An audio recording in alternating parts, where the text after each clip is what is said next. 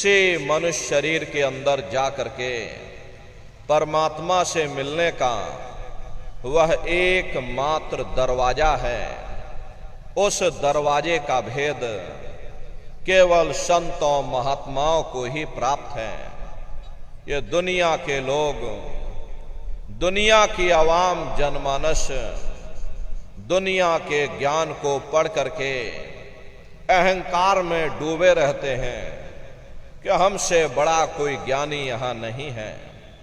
लेकिन उनको ये नहीं मालूम, जहां ये दुनिया का ज्ञान समाप्त होता है उसी के सिर की चोटी से ये आध्यात्मवाद, आत्मा और परमात्मा का ये गूढ़ ज्ञान, रहस्य विज्ञान प्रारंभ होता।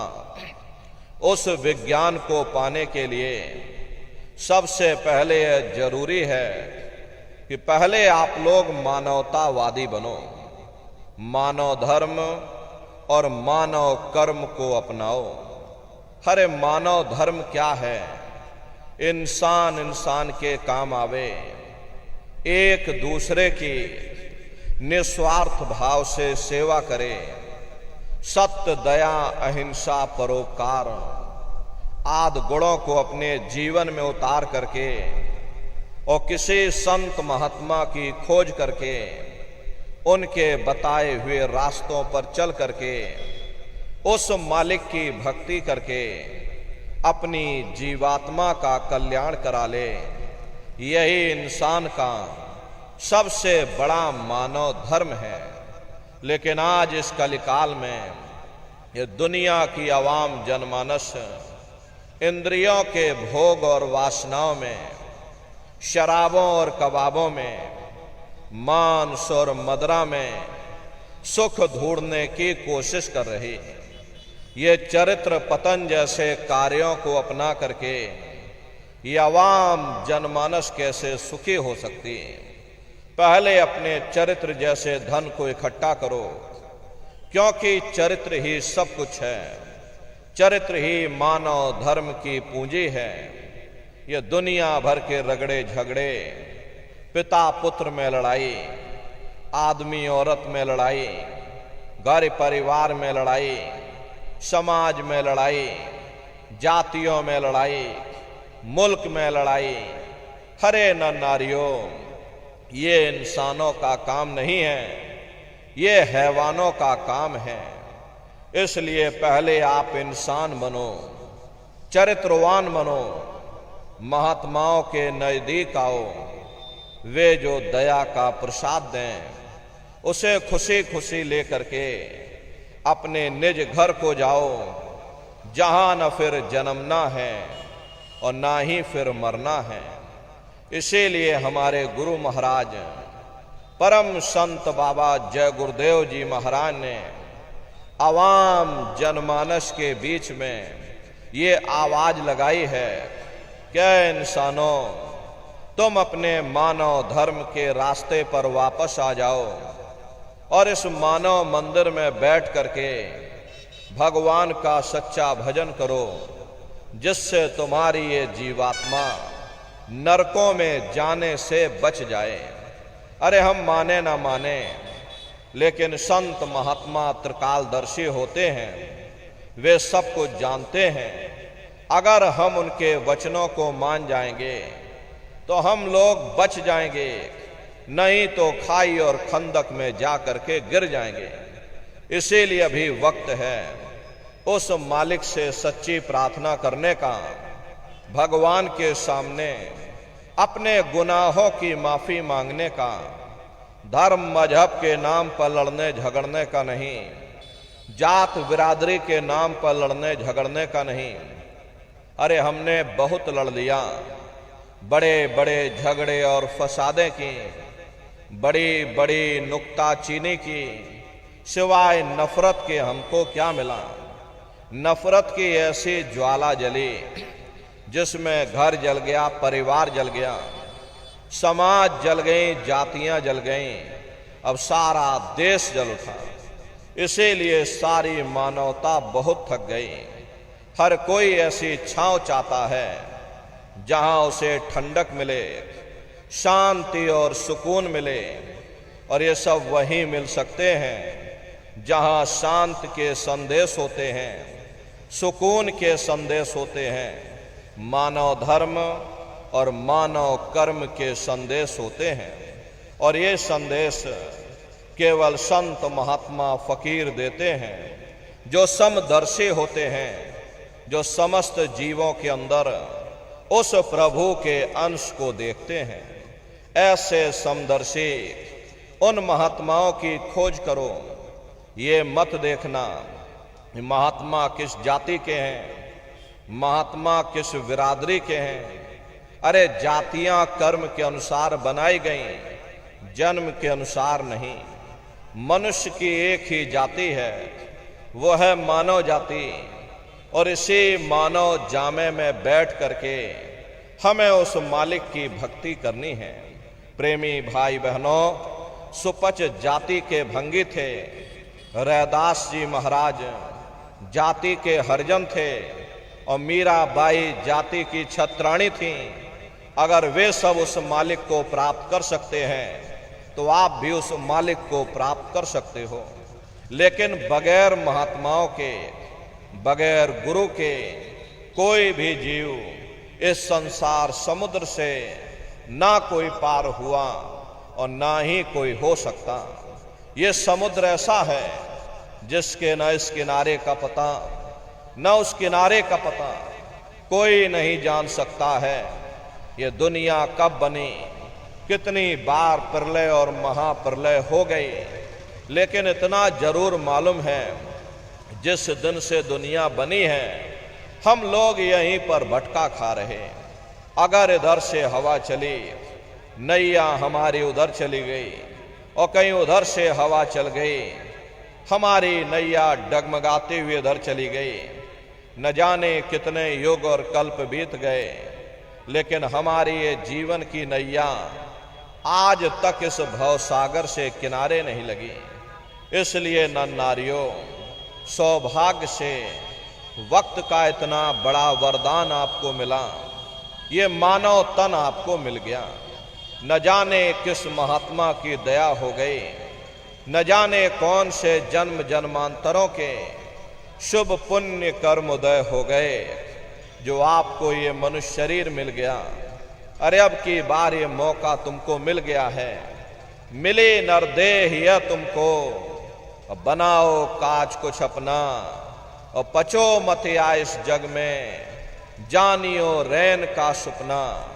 प्रेमी भाई बहनों, जैसे रात में हम लोग स्वप्न देखते हैं, हालांकि उस समय पर हमें स्वप्न सच मालूम पड़ता है, असली प्रतीत मालूम होता है। लेकिन जब हम लोग सुबह उठते हैं, जब हमारी आंखें खुलती हैं, तब हमें होश आता है कि नहीं भाई, हम तो स्वप्न देख रहे थे, ये सब भ्रम है। ठीक उसी प्रकार से ये दुनिया भी 10-20-100 साल का स्वप्न है। अब आप कहोगे हम जाग रहे, परंतु प्रेमी भाई बहनों, ऐसा हरगिज नहीं है। जिस दिन मौत का वक्त आएगा, अरे हम लोग रोएंगे, हाय हाय करके चिल्लाएंगे कि हाय हमने सारी जिंदगी यूं ही स्वप्न में गुजार दी। जागने का समय तो अभी आया था, जो कुछ करना था अभी करना था। लेकिन प्रेमी भाई बहनों, अब पछताए होत क्या जब चिड़िया चुग गई खेत। महात्मा प्रेम से जीवों को समझाते हैं कि भाई देह और ग्रह सब झूठा और भरम में काहे को खपना। ये घर बार हमारा अपना नहीं, अरे पराया देश है। ये सराय खाना है, ये मुसाफिर खाना है। ये शरीर भी तुम्हारा अपना नहीं, ये भी काल का पिंजरा है, किराए का मकान है, पराया मकान है। किसी को 40-50 साल के लिए मिला, किसी को 80-90-100 साल के लिए मिल गया।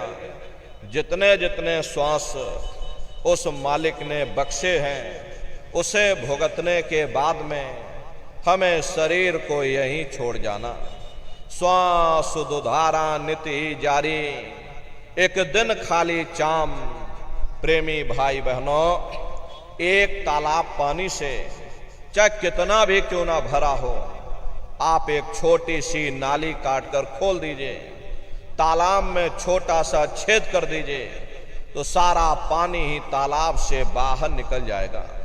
ठीक उसी प्रकार से तुम्हारा ये शरीर भी श्वासों का भंडार है, और जब तक श्वासों का भंडार जारी है, हम दुनिया के काम काज में फंसे हुए, दुनिया के कारोबार में हम आप उलझे हुए, लेकिन जिस वक्त ये श्वासों का भंडार खाली होगा, अरे टेलीफोन खड़क जाएंगे, तार पहुंच जाएंगे, संदेश पहुंच जाएंगे, सब रिश्ते नातेदार, सब कुटुंब परिवार वाले, सब अड़ोस पड़ोस वाले मिनटों सेकंडों में इकट्ठा हो जाएंगे।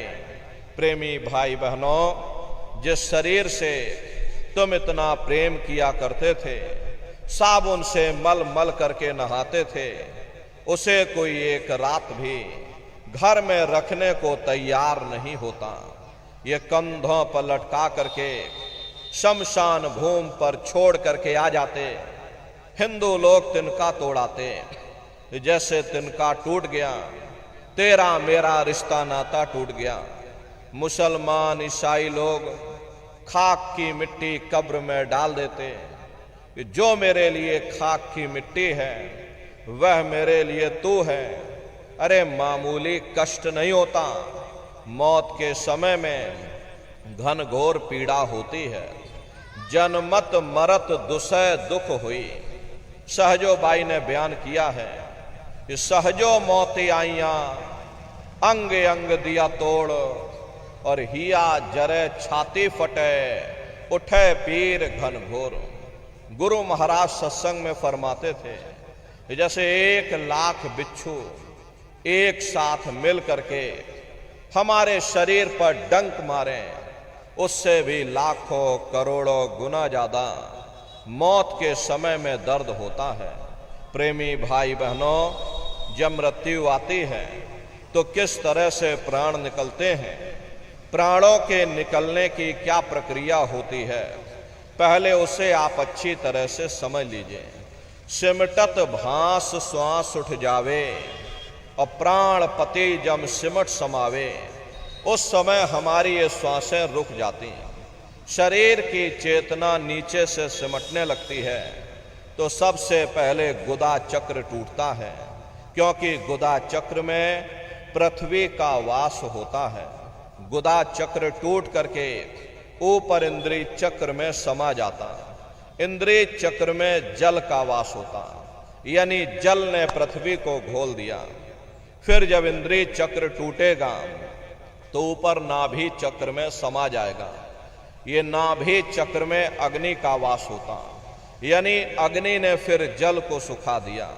ये नीचे से सिमटाव होता है, नीचे से ऊपर की ओर सिमटाव होता, पैरों के तलवे से लेकर के ये सिर की चोटी तक सिमटाव होता है। फिर जब ये नाभि चक्र टूटेगा तो ऊपर हृदय चक्र में समा जाएगा। हृदय चक्र में वायु का वास होता, यानी वायु ने अग्नि को अपने में समाहित कर लिया, और इस तरह से वायु ऊपर आकाश मुड़ गई। ये आंखों की पुतलियां ऊपर पलट जाती हैं, मुंह खुला का खुला रह जाता।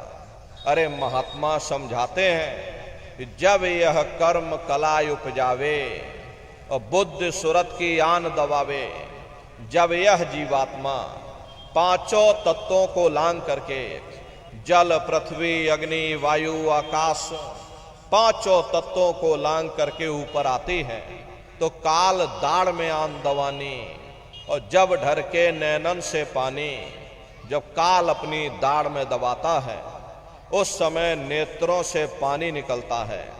इंद्रियां टूट टूट करके चकनाचूर हो जाती हैं, सब नात रिश्तेदार खड़े रह जाएंगे, लगे टकटकी दिखे न भाई, वाह समय को करे सहाई। उस समय मरने वाला टकटकी लगाकर देखता है कि कोई मेरी मदद कर दे, कोई मेरी सहायता कर दे, कोई मुझे बचा ले। लेकिन प्रेमी भाई बहनों, सब नात रिश्तेदार खड़े रह जाते, भाई बंधु सब देखते रह जाते, डॉक्टर वैद्य हकीम सब आपको घेरे रह जाते, लेकिन उस समय आपको कोई बचा नहीं पाता।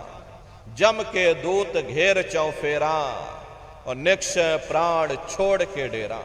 यमदूत आते हैं, प्राणों की डोरी को तोड़ देते हैं और जीवात्मा को खींच करके इस शरीर से बाहर कर दिया जाता। और जैसे जीवात्मा शरीर से अलग हुई, ये शरीर हमारा मिट्टी हो जाता। अरे इस मिट्टी को ले जा करके तुम शमशान भूमि पर जला करके राख कर देते हैं। हाड़ जले जैसे लाकड़ी, केस जले जैसे घास, कंचन जैसी ये काया ढह गई और कोई ना आवे पास। ये कहानी हमारी आपके ही समाप्त हो गई। ये जात बिरादरी के रगड़े झगड़े, ये नाम, ये रुतबा, ये शानो शौकत, ये पद और प्रतिष्ठा, ये प्रधानी और ये कलेक्टरी, ये सब तुम्हारी यहीं समाप्त हो गई। लेकिन उधर देखो क्या होता, तुम्हारी जीवात्मा को ले जा करके ऊपर धर्मराज की कचहरी में पेश कर दिया जाता। वहां पलक झपकते ही तुम्हारे अच्छे और बुरे कर्मों का हिसाब किताब हो जाता। अरे धर्मराज तुमको सजा सुना देते, ले जाओ इनको फलाने नरक में डाल दो, क्योंकि मैंने इनको मौका दिया था। जब ये माँ के घर में उल्टे लटके हुए थे, सिर इनका जब नीचे था, पैर जब इनके ऊपर थे, माँ के घर में जब ये उल्टे लटके हुए थे, जठराग्नि में जब ये तप रहे थे, उस समय इन्होंने मुझसे प्रार्थना की थी कि हे मालिक, अब प्रभु कृपा करो वे भांति और सब तज भजन करह दिन राति। कि हे परमात्मा, इस बार हमको मौका दे दो, हमको मनुष्य शरीर दे दो, हम भजन करेंगे, भक्ति करेंगे, हम अपनी जीवात्मा का कल्याण करेंगे। तो मैंने इनकी प्रार्थना को स्वीकार कर लिया और इनको मैंने सुंदर सा ये मनुष्य शरीर दे दिया और कह करके मैंने भेजा था कि भाई ये मनुष्य शरीर ये किराए का मकान है, ये तुम्हारा अपना नहीं है। अगर ये तुम्हारा अपना होता तो हमेशा तुम्हारे पास रहता। ये तुम्हारा अपना नहीं, ये मैंने तुमको कुछ समय के लिए किराए का ये मकान दिया है। हाँ, तुम अपनी जीवात्मा को मेरे किराए के मकान में बैठा करके मालिक की भक्ति करके समय रहते अपनी जीवात्मा को जगा लेना, अपनी जीवात्मा का कल्याण करा लेना। मैंने कुछ समय के लिए तुम सबको ये किराए का मकान दिया है और जब समय पूरा होगा तो मैं अपने सिपाहियों को ऊपर से भेजूंगा और उस समय पर तुम मेरे किराए के मकान को खाली कर देना। लेकिन इतना ध्यान रखना, जैसा साफ सुथरा मैंने तुमको ये किराए का मकान दिया है, वैसा ही साफ सुथरा तुम मुझको वापस लौटाना। लेकिन इस किराए के मकान में बैठ करके इन्होंने बुरे खोटे पाप कर्म कर डाले। मेरे किराए के मकान को इन्होंने अपने कर्मों से गंदा कर दिया, इसलिए कर्मों की सजा इनको मिलेगी। ले जाओ इनको फलाने नरक में डाल दो। अरे महात्मा कभी झूठ नहीं बोलते। महात्माओं ने जब साधना किया, साधना करके जब ऊपर गए और ऊपर जा करके जब उन्होंने नरकों का हाल देखा, तो हमारी आपकी जानकारी के लिए उन्होंने धर्म ग्रंथों में लिख दिया कि लोह के खम्भ तपत के माही, और जहां जीव को ले चिपटाई वहां बड़े बड़े लोहे के खंबे अग्नि से धधक धधक कर लाल हो रहे। ऐसे खोटे जीवों को उन्हीं खंभों के ऊपर लिटा दिया जाता। अरे जीव हाय हाय करके चिल्लाता है, तड़फ तड़फ जीव जुलम बुखारी और तपत खम्भ दुख उपजे भारी। असहनीय वेदना होती है, असहनीय दुख और दर्द होता। जीव वहां रोता और चिल्लाता रहता।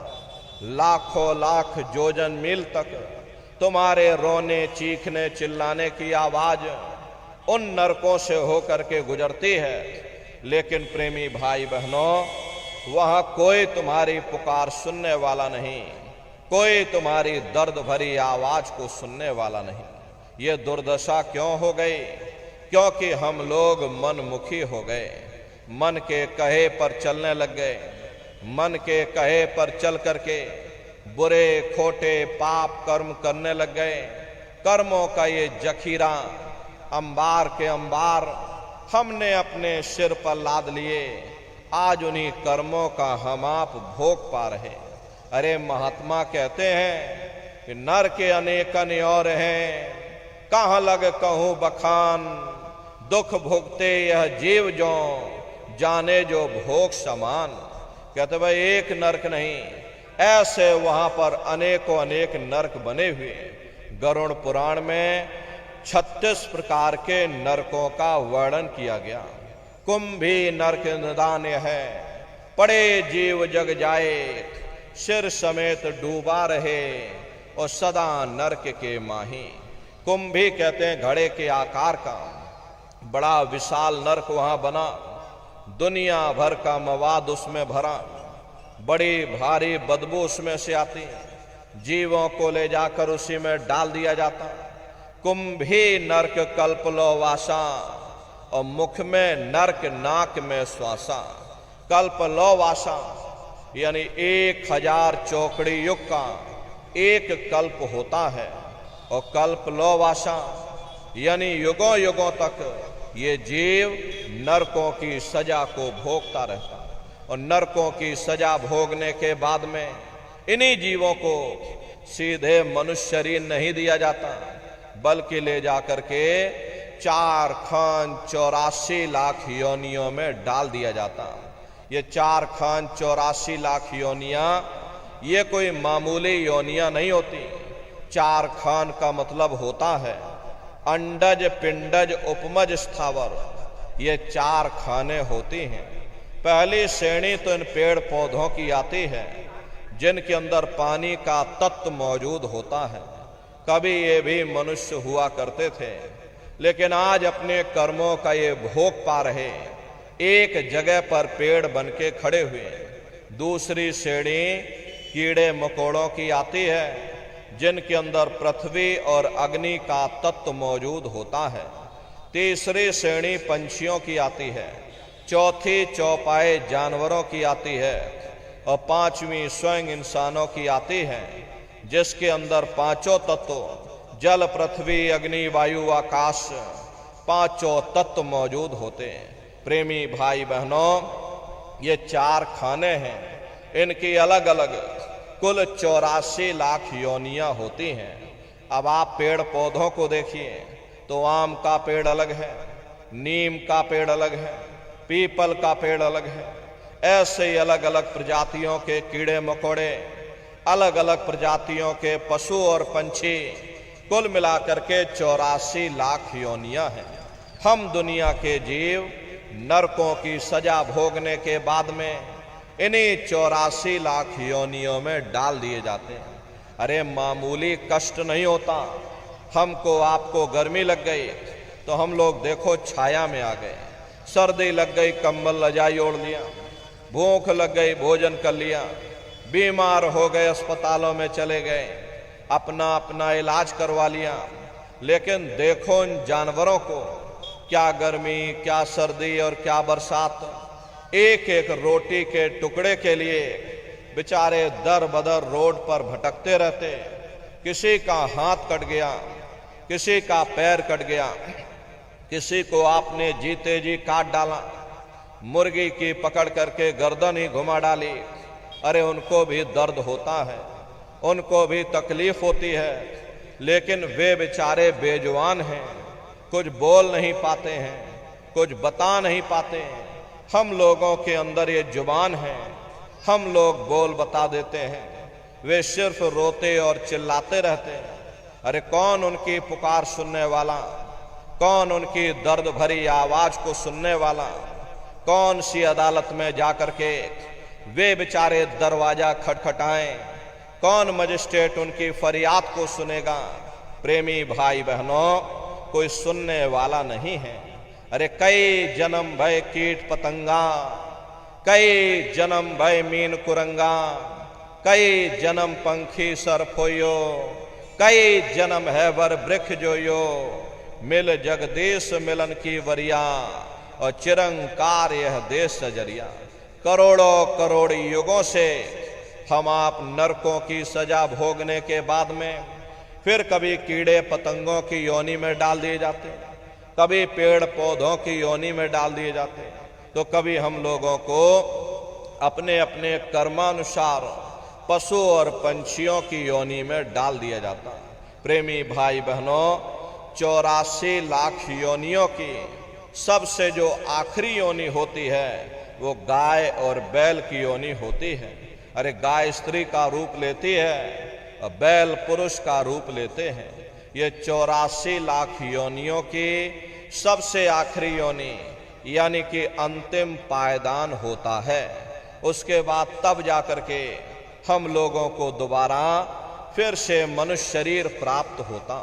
इसीलिए कहा गया कि बड़े भाग्य मानुष तन पाया, कोट जन्म जब भटका खाया।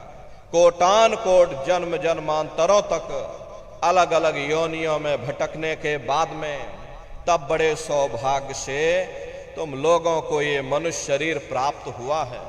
लेकिन बड़े अफसोस की बात है कि जैसे किसी को हीरा मिल गया, उसे हीरे की परख नहीं, उसने हीरे को ले जाकर गधे के गले में बांध दिया।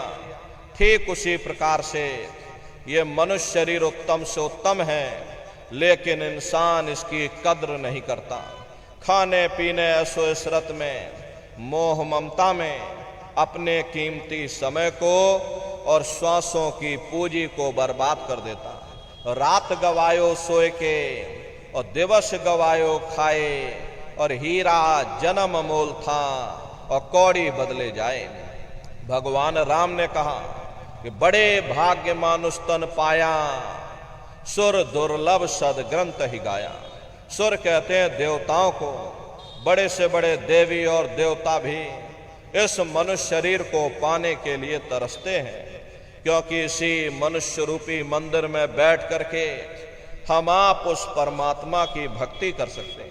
इसीलिए संतों महात्माओं ने इस पंच भौतिक शरीर को सच्चा हरि मंदिर कहकर याद किया कि हरि मंदिर यह शरीर है और ज्ञान रतन प्रकट हुए, ये असली हरि मंदिर है।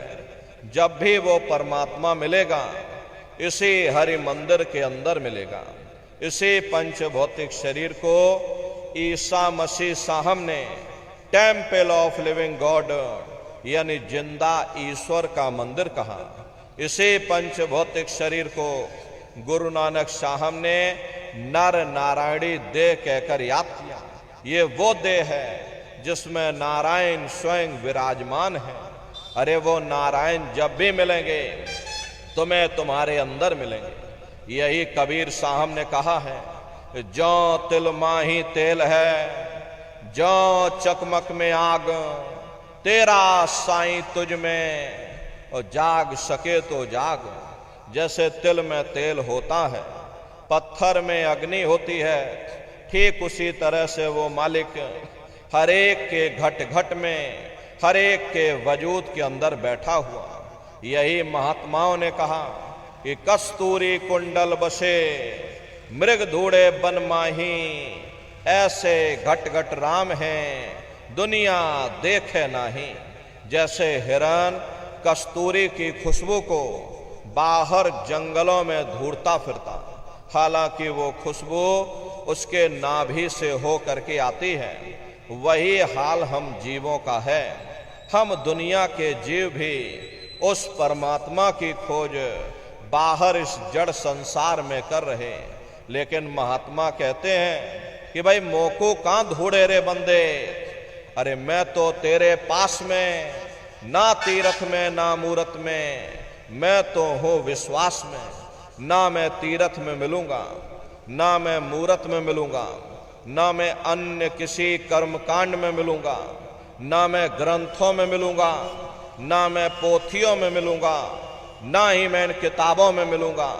चाहे सारी उम्र बैठ करके तुम किताबें पढ़ते रहो, रात दिन ढोलक मजीरा बजा बजा करके उन चौपाइयों को तुम रटते रहो, अरे मैं जब भी मिलूंगा तो मैं तुम्हारे अंदर मिलूंगा।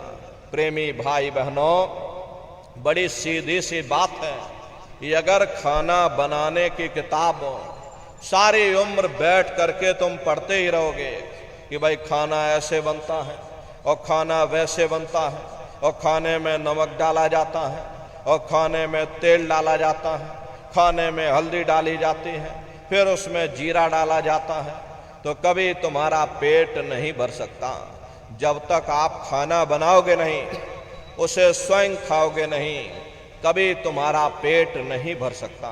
अरे हम वेदों की निंदा नहीं करते, हम ग्रंथों की निंदा नहीं करते, हम गीता कुरान और बाइबल की निंदा नहीं करते।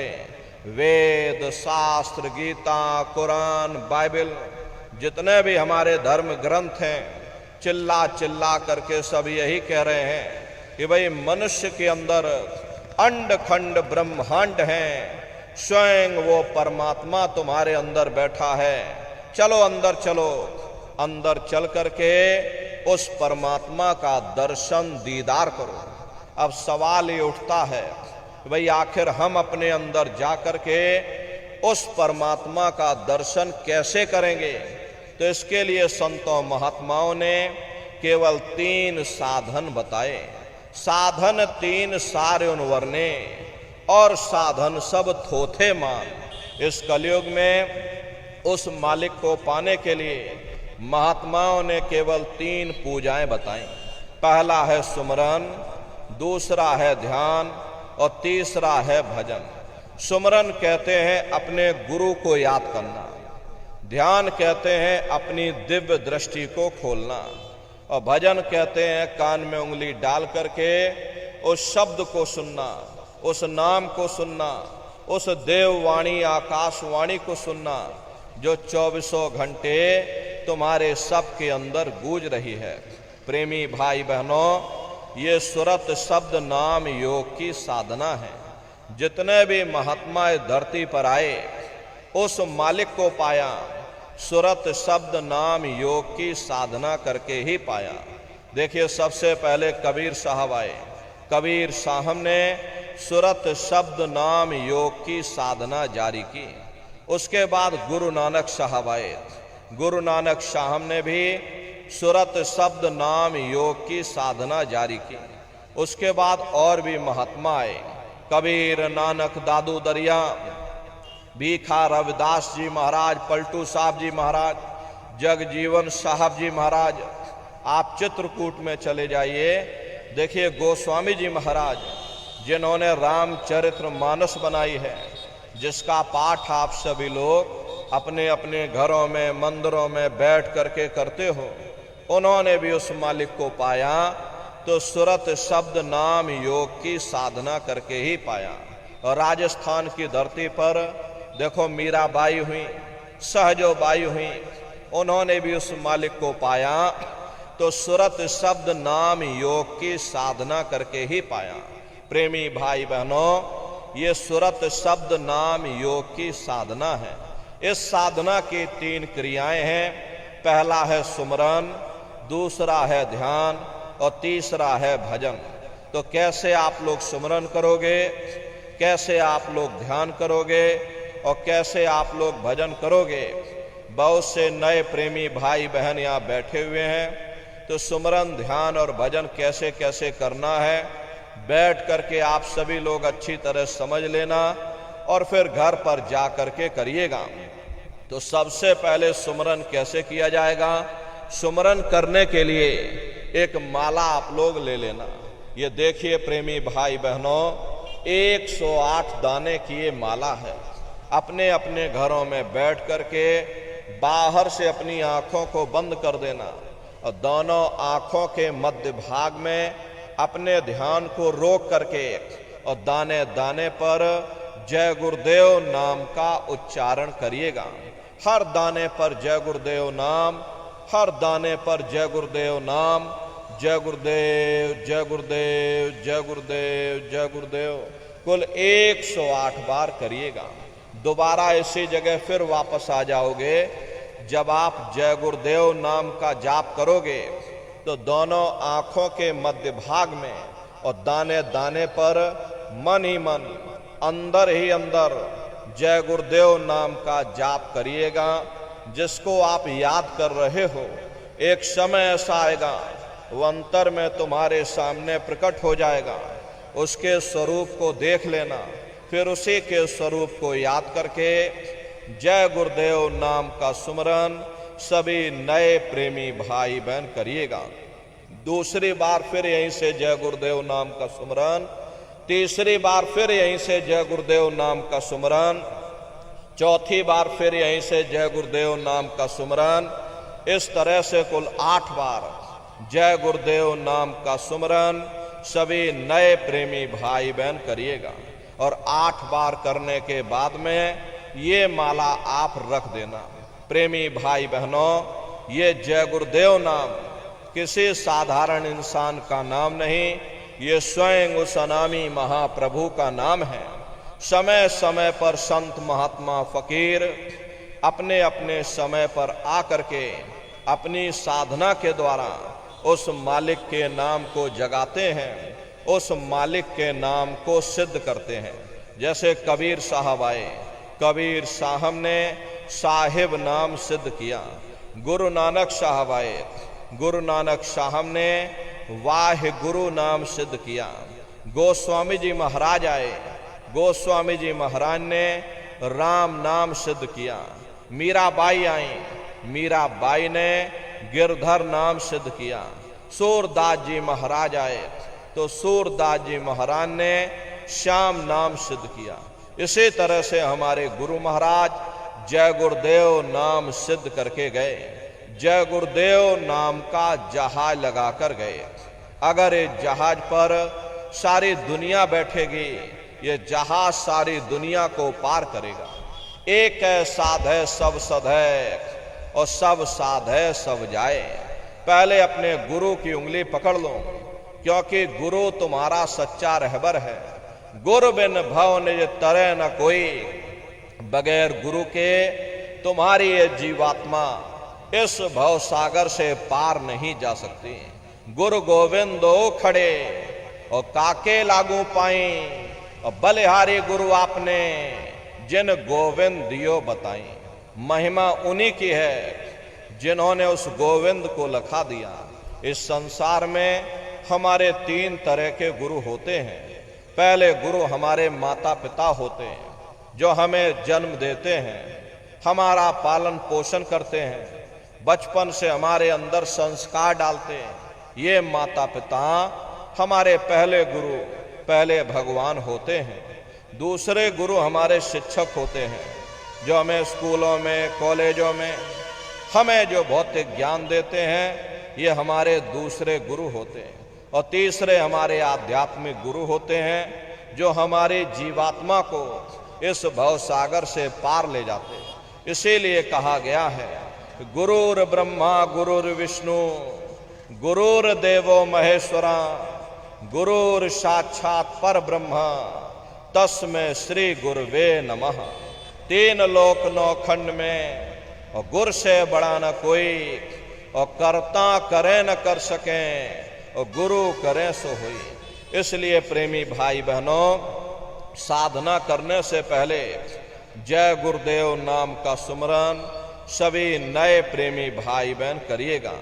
और सुमरन करने के बाद में फिर आप लोग ध्यान पर बैठिएगा। दूसरा है ध्यान। ध्यान कहते हैं दृष्टि को एकाग्र करना, अपनी दिव्य दृष्टि को खोलना, अपने शिव नेत्र को खोलना। तो कैसे आप लोग ध्यान करोगे, जरा अच्छी तरह से समझ लीजिए। अपने अपने घरों में पलथी मार करके आप लोग बैठिएगा। शरीर को टाइट मत करना। बहुत से प्रेमी गलती कर देते हैं कि ध्यान के समय अपने शरीर को बिल्कुल टाइट कर देते हैं। यदि आप अपने शरीर को टाइट कर दोगे तो ये शरीर तुम्हारा थक जाएगा, फिर शरीर ढीला पड़ जाएगा, फिर जैसे के तैसे हो जाओगे। इसलिए पहले से ही अपने शरीर को बिल्कुल ढीला छोड़ देना। जितना आराम से आप बैठोगे उतना आपके लिए अच्छा रहेगा। तो अपने अपने घरों में पलथी मार करके और ढीले बदन से आराम से बैठ जाना।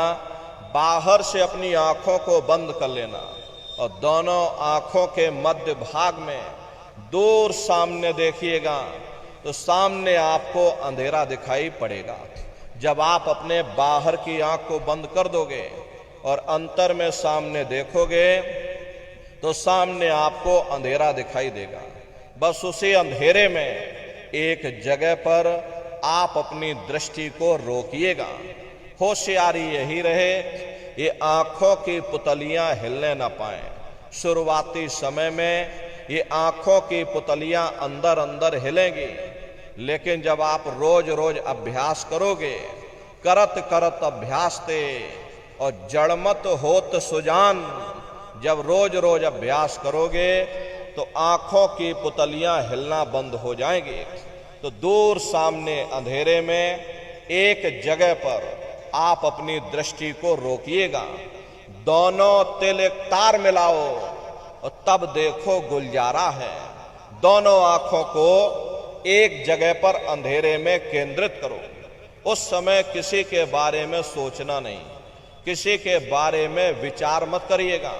अगर सोचोगे, विचार करोगे तो आपकी दृष्टि उस अंधेरे में रुक नहीं पाएगी, दृष्टि आपकी हिलती रहेगी। इसलिए किसी के बारे में सोचना नहीं, किसी के बारे में विचार मत करिएगा। शरीर को बिल्कुल हिलाना नहीं, शून्य हो करके, शांत चित्त हो करके, निर्विचार हो करके बस सामने उस अंधेरे को लगातार देखते रहो। देखते देखते देखते देखते एक समय ऐसा आएगा कि आपकी ये दृष्टि उस अंधेरे में रुक जाएगी। और जैसे ही आपकी दृष्टि अंधेरे में रुकेगी तो सुई की नोक के बराबर काले में भी काला बिंदु, बड़ा चमकीला बिंदु होगा, तारे की तरह चम चम चम चम चमकेगा। वो चमकता हुआ तारे जैसा बिंदु आपको सामने दिखाई पड़ेगा। और जब वो चमकता हुआ बिंदु सामने दिखाई पड़ जाए तब आप अपनी दृष्टि को उस बिंदु पर एकाग्र कर देना। जब आप अपनी दृष्टि उस बिंदु पर एकाग्र कर दोगे तो वही बिंदु दरवाजा है। वो दरवाजा खुल जाएगा, ये शिव नेत्र खुल जाएगा, ये दिव्य दृष्टि आपकी खुल जाएगी और आप दरवाजे के अंदर दाखिल हो जाओगे। एक बार प्रेमी भाई बहनों ये दिव्य दृष्टि खुल जाए, फिर क्या भूत, क्या भविष्य, क्या वर्तमान, कोई भेद आपसे गुप्त नहीं रहेगा। लाखों वर्ष पहले क्या हुआ था, भविष्य में क्या होने वाला है, अरे आप अपने अपने घरों में बैठ करके और ध्यान लगा करके भूत, भविष्य और वर्तमान को देख सकते हो। तो यह है ध्यान करने का तरीका। एक बार फिर से आप लोग समझ लीजिए कैसे आपको ध्यान करना है। अपने अपने घरों में पलथी मार करके बैठ जाना, बाहर से अपनी आंखों को बंद कर लेना, दोनों आंखों के मध्य भाग में दूर सामने देखिएगा, सामने आपको अंधेरा दिखाई पड़ेगा। बस उसी अंधेरे में एक जगह पर आप अपनी दृष्टि को रोकिएगा। उस समय किसी के बारे में सोचना नहीं, किसी के बारे में विचार मत करना, शरीर को बिल्कुल हिलाना नहीं, शून्य हो करके, शांत चित्त हो करके बस सामने उस अंधेरे को लगातार देखते रहो। जितना देर आपसे बन सके आप उस अंधेरे को लगातार देखते रहना। देखते देखते देखते देखते एक समय ऐसा आएगा कि आपकी ये दृष्टि उस अंधेरे में रुक जाएगी। और जैसे ही आपकी दृष्टि अंधेरे में रुकेगी तो सुई की नोक के बराबर तारे की तरह चमकता हुआ बिंदु आपको सामने दिखाई पड़ेगा। वही बिंदु दरवाजा है, बहुत विशाल वो दरवाजा है। ये संसार कुछ नहीं है। ऐसे तुम लाखों संसार इकट्ठे करके एक साथ दरवाजे के अंदर डाल दो, पता तक नहीं चलेगा। इतना विशाल वो हरि का द्वार तुम्हारे सबके अंदर बना हुआ है। एक छोटे से बीज को लेकर के हम आपसे कहें किस बीज के अंदर बहुत बड़ा पेड़ है तो आप जल्दी भरोसा नहीं करोगे, लेकिन उस छोटे से बीज को जब आप जमीन में गाड़ दोगे, थोड़ा खाद पानी दोगे, वो बीज अंकुरित तो हो जाएगा, उसमें से विशाल लताएं भी निकलेंगी, विशाल वृक्ष का रूप भी लेगा, उसमें से फल और फूल भी निकलेंगे। इसी तरह से आप सभी के अंदर सुई की नोक के बराबर तारे की तरह चमकता हुआ छोटे से छोटा बिंदु है। उस बिंदु के अंदर बड़े बड़े ब्रह्मांड बसे हुए हैं। वो तारे जैसा चमकता हुआ बिंदु आपको सामने दिखाई पड़ेगा, लेकिन बिंदु जब दिखाई पड़ेगा जब आपकी ये दृष्टि उस अंधेरे में रुक जाएगी।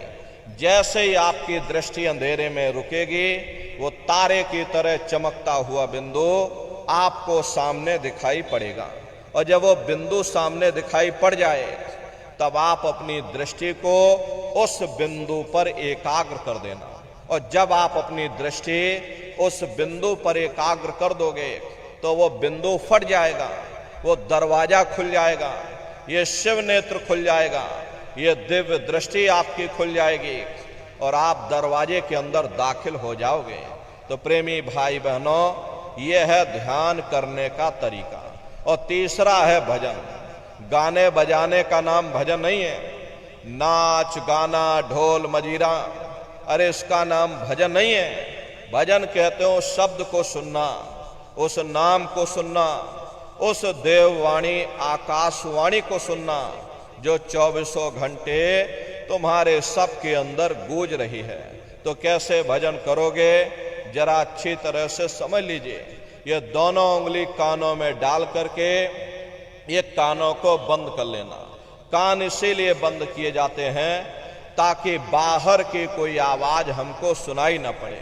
अपनी सुविधा से बैठिएगा, कुर्सी पर चाहे कुर्सी पर बैठ जाओ, सोफे पर चाहे सोफे पर बैठ जाना, या कोई तकिया इस तरह से रख लेना और दोनों कोहनी यहाँ रख करके दोनों उंगली कानों में डाल करके ये कानों को बंद कर लेना।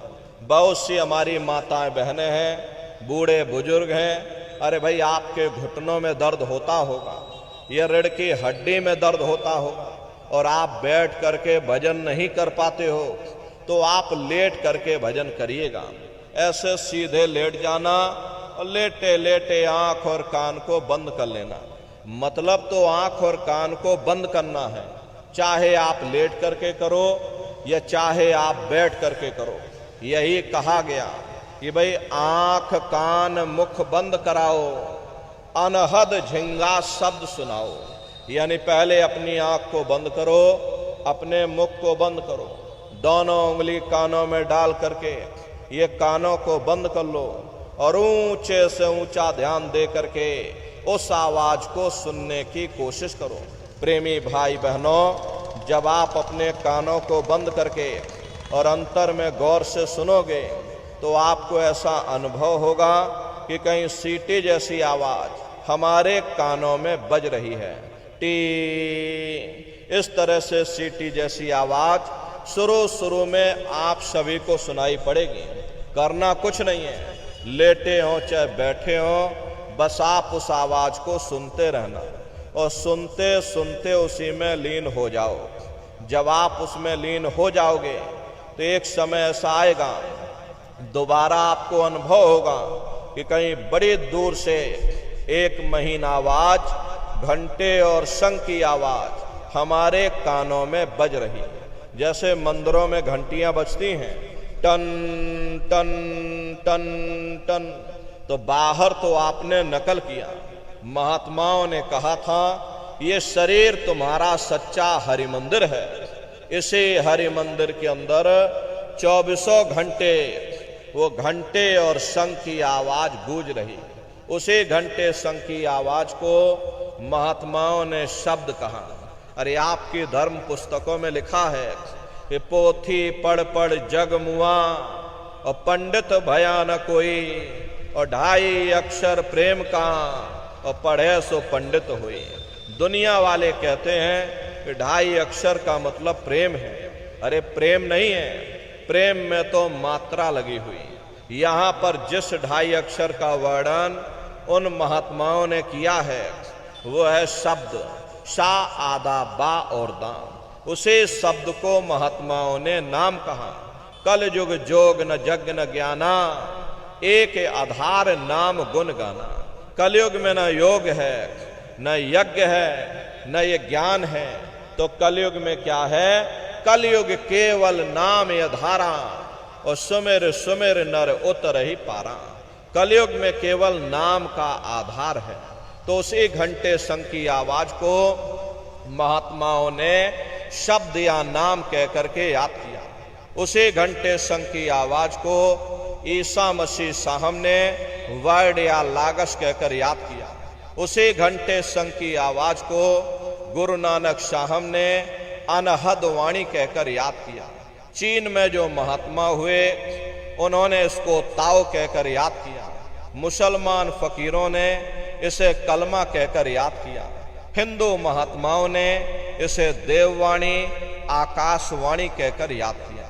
उन अलग अलग महात्माओं ने अपनी अपनी भाषा में हम लोगों को समझाने की कोशिश की कि भाई वो घंटे संग की आवाज तुम्हारे सब के अंदर गूंज रही है, वो आपको सुनाई पड़ेगी। लेकिन शुरुआती समय में आपको ऐसा मालूम पड़ेगा कि कहीं बड़ी दूर पर घंटियां बज रही, टन टन टन टन, लेकिन सुनाई हर एक को पड़ेगी। प्रेमी भाई बहनों, जब घंटे और शंख की आवाज आपको अपने अंदर सुनाई पड़ने लग जाए तब आप सीटी की आवाज को छोड़ देना और घंटे शंख की आवाज को पकड़ लेना, उसको आप सुनने लग जाना। जब आप उस आवाज को सुनने लग जाओगे तो सीटी की आवाज धीरे धीरे बंद हो जाएगी और घंटे शंख की आवाज बढ़ने लगेगी, और बढ़ते बढ़ते इस कदर बढ़ेगी कि आपके रोम रोम में घंटे और शंख की आवाज गूंजने लग जाएगी। बड़ी घनघोर आवाज होती है, बड़ी मधुर वो आवाज होती है। दुनिया भर के गाने जो आप लोग बाहर सुनते हो, उस संगीत के सामने ये दुनिया के संगीत कुछ नहीं है। जब आप उस संगीत को सुनोगे इतना भारी आनंद आपके ऊपर छा जाएगा, इतनी खुशी आपको होगी, ऐसा नशा आपके ऊपर चढ़ जाएगा कि आप सारी दुनिया को भूल जाओगे। शंकर भगवान को वही नशा चढ़ा था। शंकर भगवान कोई गांजा भांग नहीं पीते थे। ये तो हमने आपने शंकर भगवान को भी बदनाम कर दिया कि शंकर भगवान गांजा भांग पीते थे तो चलो हम भी गांजा भांग फूकेंगे, और सब के सब गजेड़ी हो गए। प्रेमी भाई बहनों, शंकर भगवान ने कभी गांजा भांग नहीं पिया। शंकर भगवान जिस नशे में लीन रहते थे वो नाम का नशा था, वो ध्यान का नशा था, वो भक्ति का नशा था। जब आप उस आवाज को सुनोगे तो आपको भी वो नशा चढ़ जाएगा, क्योंकि उस आवाज में चुंबक है। जब आप उस आवाज को सुनोगे तो वो आवाज आपको अपनी ओर खींचेगी, और जब खिंचाव होगा तो जीवात्मा का फैला हुआ प्रकाश 9 दरवाजों से सिमटने लगेगा। अब ये 9 दरवाजे कौन कौन से हैं? देखो प्रेमी भाई बहनों, अच्छी तरह से आप लोग समझिएगा, ये बहुत बड़ा विज्ञान है। दुनिया का विज्ञान जब समाप्त हो जाएगा तो ये विज्ञान प्रारंभ होगा।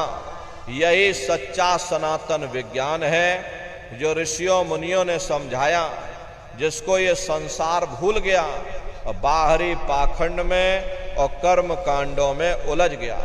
तो आज सच्चे सनातन विज्ञान को समझने की जरूरत है।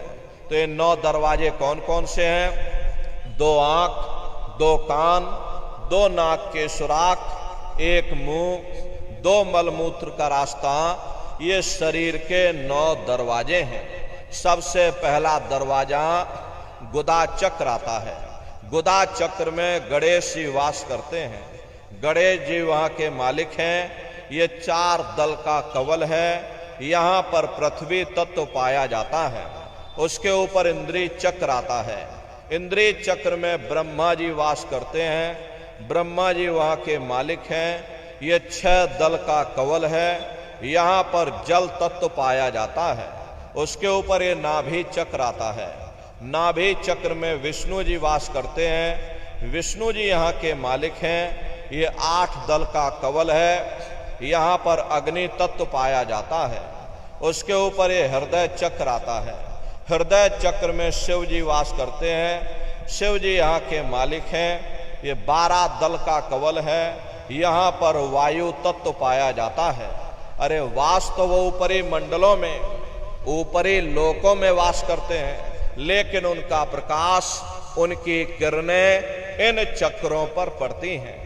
उसी के ऊपर एक कंठ चक्र आता है। यहाँ पर आद्या महाशक्ति की किरणें पड़ती हैं। ये 16 दल का कवल है।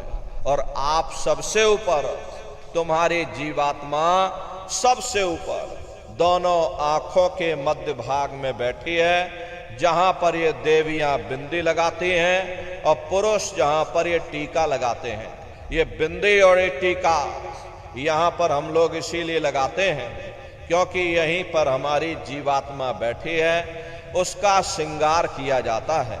ये 10वां द्वार है जहां पर तुम्हारी जीवात्मा बैठी है। इसी को 10वां द्वार कहते हैं।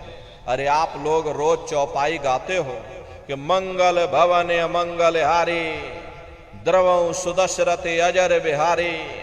इसका अर्थ जरा समझने की कोशिश करो। प्रेमी भाई बहनों, ये शरीर तुम्हारा मंगल भवन है, तुम्हें अमंगलों से बचाने वाला, तुम्हें नरकों 84 से बचाने वाला ये पंच भौतिक शरीर ही तुम्हारा मंगल भवन है। इस मंगल भवन के 10 दरवाजे हैं और 10वें दरवाजे पर ये अजर बिहारी यानी कि तुम्हारी जीवात्मा बैठी है। और यहीं पर बैठ करके जीवात्मा अपने प्रकाश को 9 दरवाजों में फैलाती है, जिससे तुम्हारा ये शरीर चलता है, तुम्हारे हाथ चलते हैं, तुम्हारे ये पैर चलते हैं। जब आप भजन करोगे और घंटे और शंख की आवाज को सुनोगे तो उस आवाज में चुंबक है, वो आवाज आपको अपनी ओर खींचेगी। और जब खिंचाव होगा तो जीवात्मा का फैला हुआ प्रकाश 9 दरवाजों से सिमट करके यहीं 10वें दरवाजे पर इकट्ठा हो जाएगा। और जैसे ही सारी शक्ति, सारी चेतना सिमट करके यहाँ पर इकट्ठी हुई तो शब्द क्या काम करेगा? शब्द तुम्हारी जीवात्मा को खींच करके इस शरीर से बाहर कर देगा। फिर आप अपनी आंखों से देखिएगा कि हमारा शरीर ये है, हम ये खड़े। आप अपने शरीर से अलग हो जाओगे। जैसे चिड़िया होती है, चिड़िया घोंसले से निकल करके आसमानों की उड़ान भरती है और शाम को फिर अपने घोंसले में आ जाती है। ऐसे ही तुम्हारी ये जीवात्मा इस शरीर रूपी घोंसले से निकल करके ब्रह्मांडों की सैर करेगी, देवी देवताओं के दर्शन करेगी, भगवान राम के दर्शन करेगी, भगवान कृष्ण के दर्शन करेगी और घूम करके फिर अपने शरीर रूपी घोंसले में वापस आ जाएगी। प्रेमी भाई बहनों, ये ब्रह्मा विष्णु महादेव जिनकी सारी दुनिया पूजा करती है, अरे आप सभी लोग ब्रह्मा विष्णु महादेव की पूजा करते हो।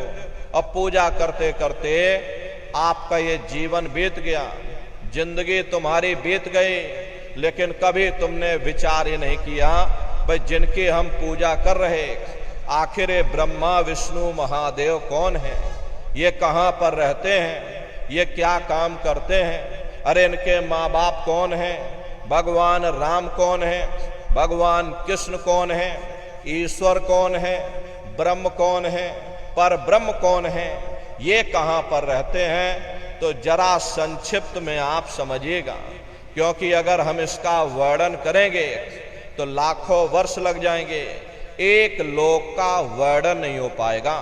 इतने विशाल लोक इस आसमान के ऊपर बने हुए, वैज्ञानिक लोग इसकी खोज कर रहे हैं।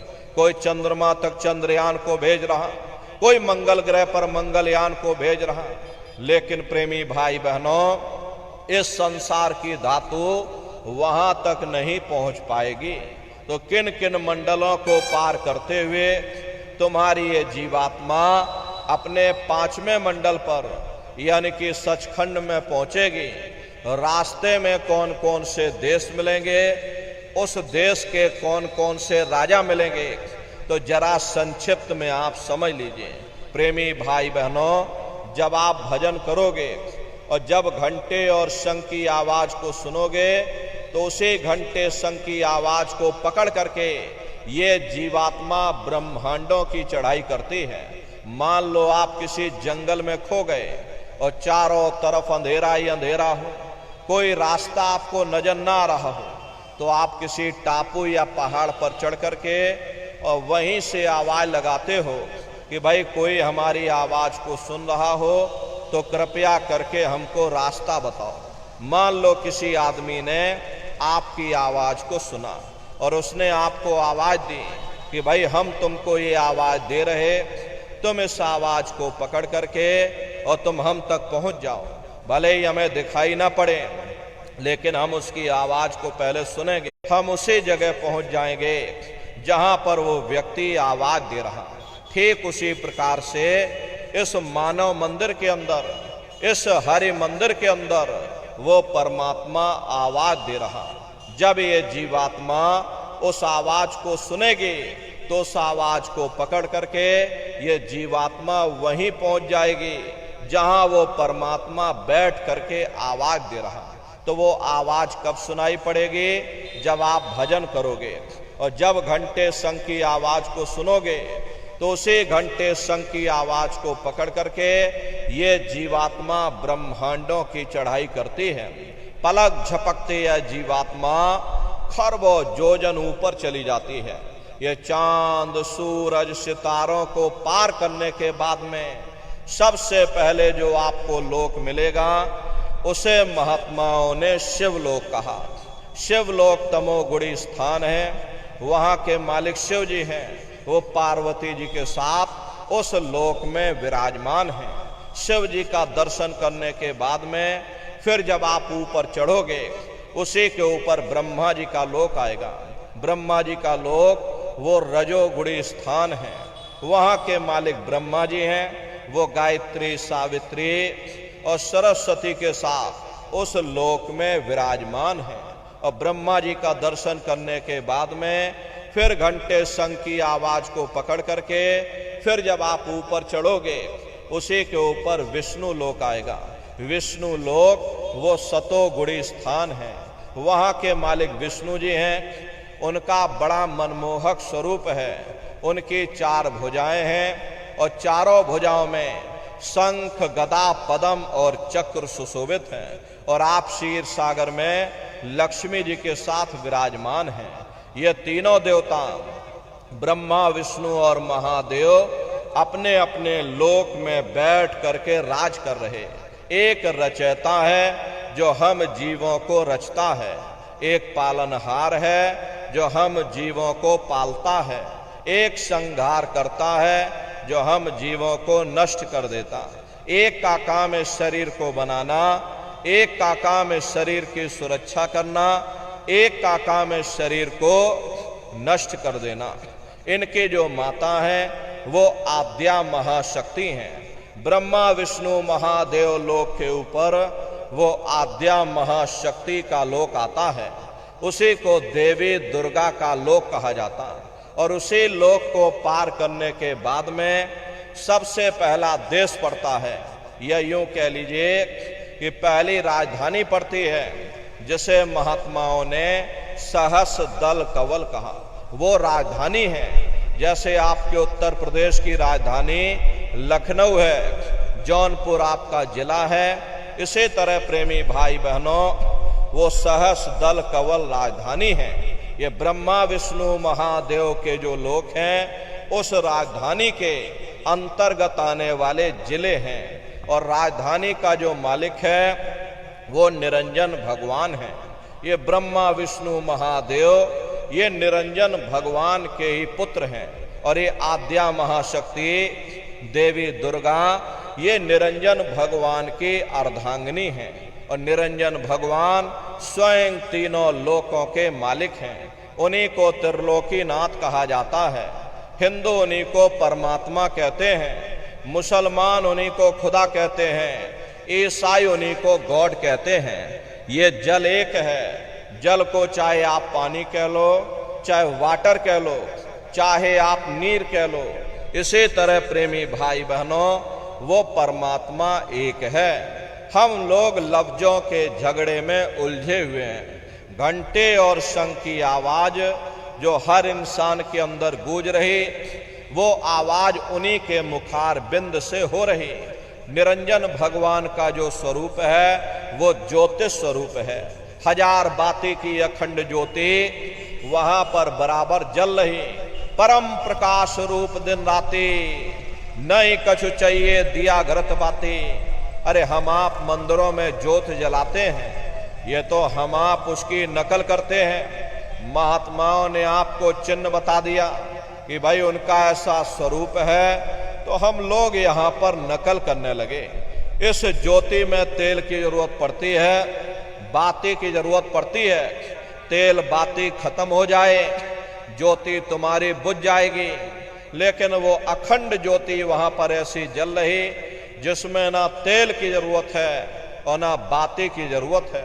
अरे महात्माओं ने लिखा है कि उल्टा कुआं गगन में, तिसमें जरे चिराग, तिसमें जरे चिराग, बिना रोगन बिन बाती, 6 ऋतु 12 मास, जरत रहे दिन राती।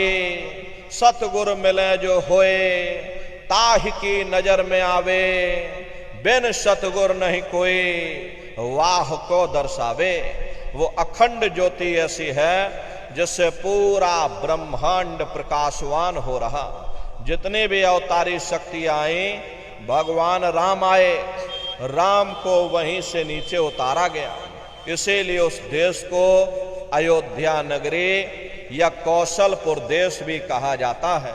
अरे गोस्वामी जी महाराज जब साधना करके वहां पहुंचे, तभी गोस्वामी जी महाराज ने रामचरित्र मानस में लिख दिया।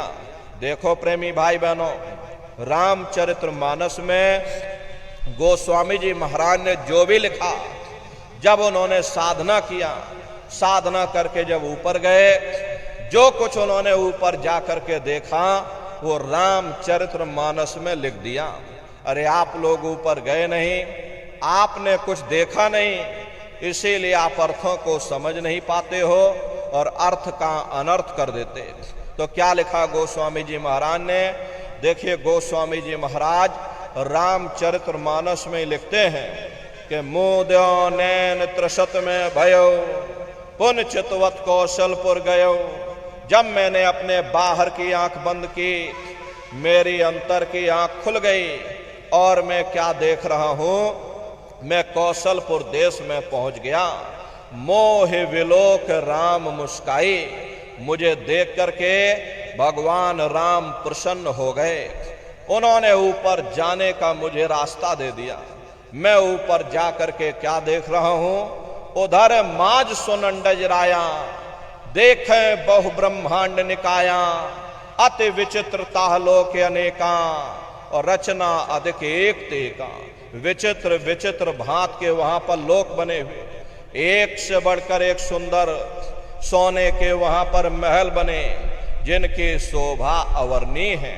प्रेमी भाई बहनों, वो असली अयोध्या नगरी है, वो भगवान राम का असली देश है। जब आप लोग साधना करके वहां पहुंचोगे और अपनी दिव्य दृष्टि से उस अयोध्या नगरी को जब आप स्वयं देखोगे, अरे तुम देखते रह जाओगे, ये क्या ईश्वर की लीला है, कैसे उसकी कारीगरी है, अनंत उसकी सत्ता है, अनंत उसका प्रकाश है। उसी आनंद को पा करके बड़े बड़े राजे महाराजाओं ने अपने राज काज पर ठोकरें मार दी और जंगलों में जा करके नंगे हो करके नाचने लगे। इतना आनंद, इतनी खुशी उन साधकों को होती है। मीराबाई को जब वो दौलत मिल गई, मीराबाई ने अपना राजपाट छोड़ दिया और मीराबाई कहने लगी कि मैं मिल जाए पाए पीऊ अपना, और तब मेरी पीर बुझानी, और मीरा सुरत शब्द सहलानी। कबीर साहब को जब वो दौलत मिल गई, और अन्य महात्माओं को जब वो दौलत मिल गई, उन्होंने ऊपर चढ़ करके उस अयोध्या नगरी को देखा, भगवान राम के देश को देखा, तो कलम तोड़ करके लिख दिया। अरे चिल्लाने लगे, अचरज देखा भारी साधो, अचरज देखा भारी रे, बिना बजाए निस्दिन बाजे, घंटा शंख नगारी रे, बहरा सुन सुन मस्त होते है, तन की खबर बिसारी रे, बिन भूमि के महल बना है, तामे जोत जारी रे, अंधा देख देख सुख पावे, बात बतावे सारी रे, जीता मर कर फिर जी जावे, बिन भोजन बलधारी रे, ब्रह्मानंद संत जन बिरला, कोई समझे बात हमारी रे। प्रेमी भाई बहनों, वो असली अयोध्या नगरी है, वो भगवान राम का असली देश है। अरे राम जी का दर्शन करने के बाद में फिर तुम्हारी यही जीवात्मा दूसरे मंडल की आवाज को पकड़ करके दूसरे मंडल की चढ़ाई करेगी। श्याम तज श्वेत को गहना, सुरत को तान धुन सुनना, बंक के द्वार धस बैठो और त्रिकुटी जाय कर लेना। उसी के ऊपर दूसरा देश आता है जिसे महात्माओं ने त्रिकुटी देश कहा। वहां के जो मालिक हैं वो ब्रह्म हैं, वहीं से मन और माया की उत्पत्ति हुई, वहीं से तीन गुण रजोगुण तमोगुण सतोगुण, तीनों गुणों की उत्पत्ति वहीं से हुई। ये जो आपके वेद हैं, वेदों को सारी दुनिया पढ़ती है, बड़े बड़े पंडित पुरोहित ज्ञानी विज्ञानी विज्ञानाचार्य धर्माचार्य वेदों का अध्ययन करते हैं। वेदों की भी उत्पत्ति उसी स्थान से हुई है।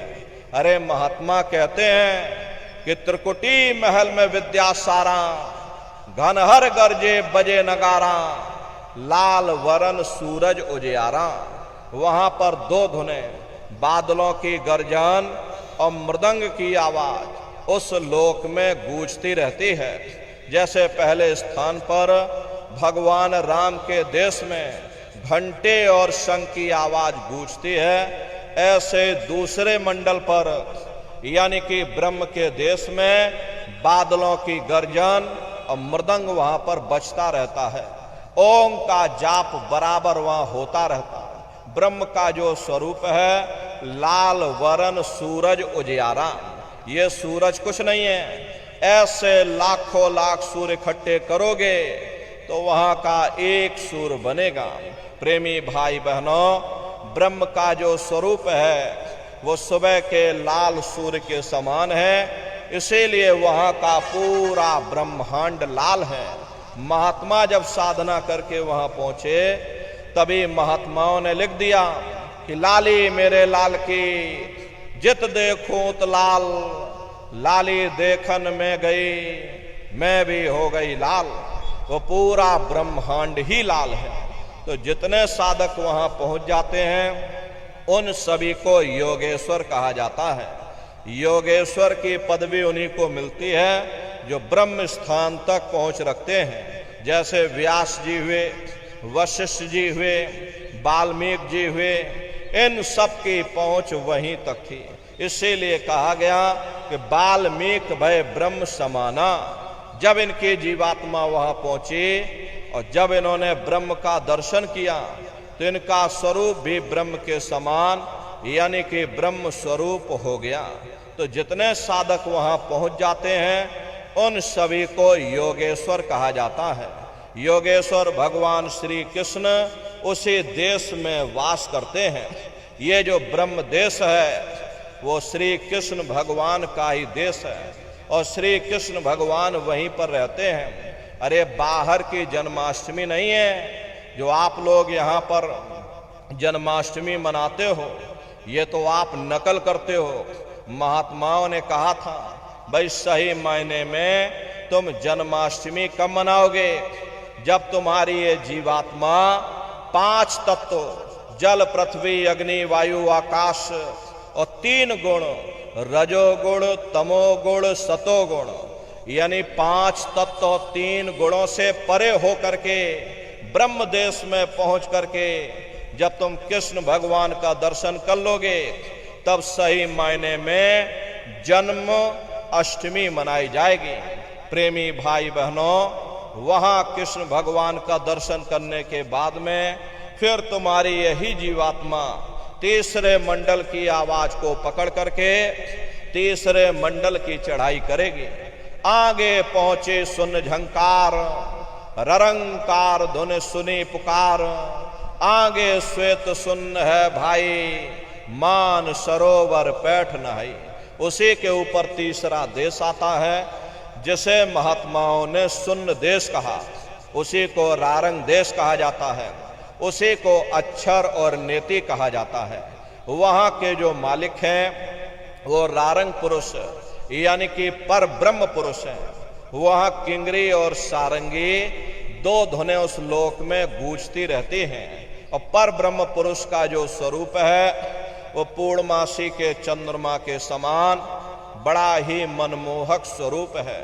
इसी स्थान पर प्रेमी भाई बहनों एक बहुत बड़ा अमृत का सरोवर बना हुआ जिसे महात्माओं ने मान सरोवर कहा।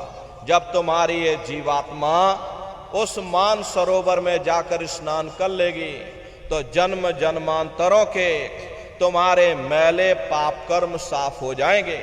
अरे यहाँ के पानी से तुम्हारे कर्मों की सफाई नहीं होने वाली, ये बाहर का पानी तुम्हारे शरीर के मैल को धो सकता है, लेकिन जो पापों का मैल है अंतःकरण में, ये जो कर्मों की गंदगी, पुण्य और पाप के बोझे जो आपने अपने ऊपर लाद रखे हैं, वो जब साफ होंगे जब आप तीसरे मंडल पर पहुंच करके उस गंगा में डुबकी लगाओगे।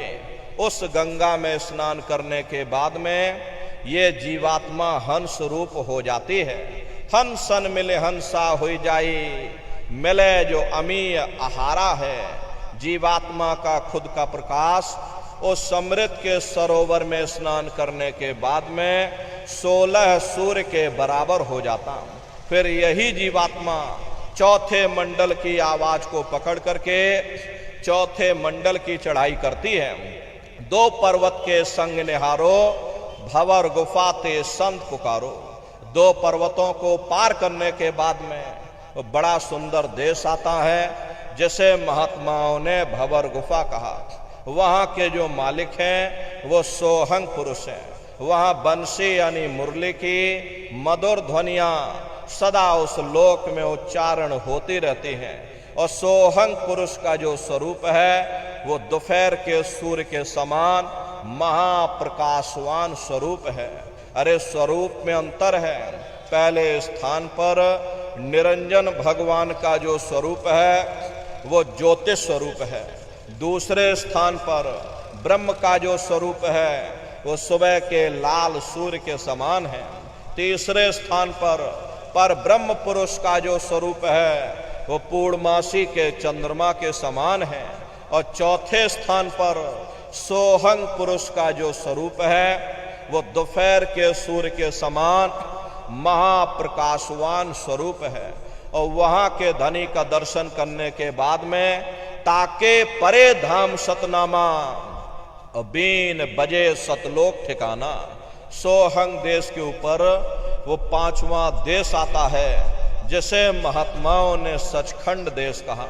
वो सचखंड देश अजर अमर अविनाशी सदा एक रस रहने वाला देश है। वहां न काल है, न कर्म है, न दुख है, न संताप है, न पुण्य है, न पाप है। जो जीवात्माएं वहां पर पहुंच जाती हमेशा के लिए जन्म मरण के बंधनों से आजाद हो जाती। वहां के जो मालिक हैं वो सतपुरुष भगवान हैं जिनके रोम रोम में खरबों खरब सूरज चांद सितारे प्रकाशवान। वही हमारे आपके सच्चे मालिक हैं, वही हमारे आपके सच्चे पिता हैं। हमको आपको वहीं से नीचे उतारा गया, फिर शब्द को पकड़ करके शब्द शब्द पौड़ी पर चढ़कर पहुंचो सचखंड सतनाम। तो शब्द कब पकड़ में आएगा? जब आप लोग भजन करोगे। और भजन कैसे किया जाएगा? जरा अच्छी तरह समझ लीजिए, ये आंख और कान को बंद करिएगा लेकिन मन को रोकिएगा। ऐसे समय पर तुम्हारा ये मन जरूर भागेगा। अभी आप यहाँ सत्संग में बैठे हो, शरीर भले तुम्हारा यहाँ बैठा है लेकिन मन सारी दुनिया में भागता है। अब किसी को कोई बात याद आ गई, मन आपस में बातचीत करने लगा। कोई बाल बच्चों को घर में छोड़ करके आया, मन बाल बच्चों में पहुंच गया। कोई दुकान दफ्तर छोड़ करके आया, मन दुकान दफ्तर में पहुंच गया। तो शरीर यहाँ बैठा है लेकिन मन सारी दुनिया में भाग रहा। तो ऐसे भजन से कोई लाभ नहीं होगा। जिन्होंने मार मंडाला उन्हीं को सूरमा कहना, बड़ा बैरी ये मन घट में इसी का जीत न कटना। अगर दुनिया में कोई हमारा दुश्मन है वो केवल तुम्हारा अपना ये मन है।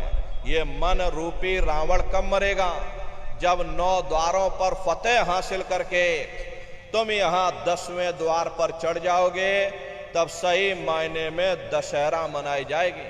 अरे बाहर की दशहरा नहीं है जो लकड़ी का रावण बना देते हो, फूंक फांक करके घर चले आते, कहते भाई हमने रावण मार दिया। महात्माओं ने कहा था भाई सही मायने में तुम दशहरा कब मनाओगे? जब 9 द्वारों पर फतेह हासिल करके तुम यहाँ 10वें द्वार पर चढ़ जाओगे, तब सही मायने में विजय दशमी मनाई जाएगी। तब ये मन रूपी रावण तुम्हारा मरेगा। प्रेमी भाई बहनों, ये मन की कोई मामूली हस्ती शक्ति नहीं है, ये भी त्रिकुटी का स्वामी है। प्रेमी भाई बहनों, दूसरे मंडल का मालिक ये मन है, इसकी कोई मामूली हस्ती शक्ति नहीं। दूसरे मंडल पर रहता था लेकिन प्रेमी भाई बहनों जब ये मृत्यु लोक में आ गया तो उसी सुख को पाने के लिए, उसी शांति को पाने के लिए ये मन दुनिया में खोज कर रहा कि कहीं इसी चीज में सुख मिल जाएगा, कहीं उस चीज में सुख मिल जाएगा, कहीं किसी और चीज में सुख मिलेगा, कहीं खाने पीने में सुख मिलेगा। ये मन सुख की खोज में रात और दिन भटकता और तड़फता है। जब तक तुम्हारे मन को दुनिया के सुख से ऊंचा सुख नहीं मिलेगा, तब तक तुम्हारा ये मन दुनिया के सुख को नहीं छोड़ेगा। अगर किसी भिखारी से कहा जाए 10 रुपया हमको दे दो, वो मरने मारने को तैयार हो जाएगा लेकिन 10 रुपया आपको नहीं देगा। लेकिन 20 रुपए का नोट उसको दिखा दो तो 10 रुपए वाली मुट्ठी अपने आप ढीली हो जाएगी। प्रेमी भाई बहनों, जब तक तुम्हारे मन को दुनिया के सुख से ऊंचा और निर्मल सुख नहीं मिलेगा, तुम्हारा ये मन दुनिया के सुख को नहीं छोड़ेगा। अरे धुन सुनकर मन समझाए, कोट जतन यह मन नहीं जागे। धुन सुनकर मन समझाए, तप से तप कर थाक रहे हैं, जती रहे जतलाए। विद्या पढ़ पढ़ वेद बखाने, विद्या बल सब जाए। बुद्धि चतुरता काम ना आवे, आलिम रहे पछताए। और अमल का दखल नहीं है, अमल शब्द लौलाए। गुरु मिले जो धुन का भेदे, शिष्य विरह धरे आए। सुरत शब्द की होए कमाई, तब मन कछु ठहराए। ये धुन है धुर लोक अधर की, कोई पकड़े संत सिपाही। मन को मार करे असवारी, गगन कोट वैले घिराई। और धुन सुनकर मन समझाई। प्रेमी भाई बहनों, जब ये मन शब्द को पकड़ लेगा तो शब्द की लज्जत इतनी मीठी है, तुम्हारा ये मन अपने आप दुनिया के सुख और शांति को छोड़ देगा और मन ये शब्द के साथ लीन हो जाएगा। तो इसीलिए महात्मा कहते हैं भाई मन को रोकने की कोशिश करो। जब ये मन तुम्हारा हार जाएगा, जब ये रावण मर जाएगा, तब तुम्हारी ये जीवात्मा, इसी जीवात्मा को महात्माओं ने राम भी कहा। अरे हम कोई अपने मन से नहीं कह रहे, धर्म ग्रंथों में लिखा हुआ है। एक राम दशरथ का बेटा, एक राम घट घट में लेटा। एक राम का शकल पसारा, एक राम है सबसे न्यारा। एक वो राम है जो अयोध्या के वासी हैं, और एक राम घट घट में लेटे, यानी हमारी आपकी ये जीवात्मा जो हर एक के अंदर मौजूद है।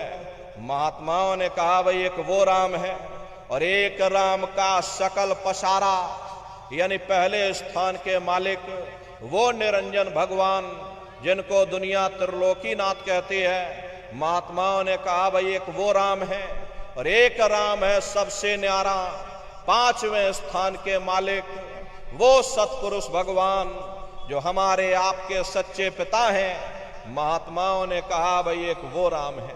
तो महात्मा तो उस राम की महिमा गाते हैं।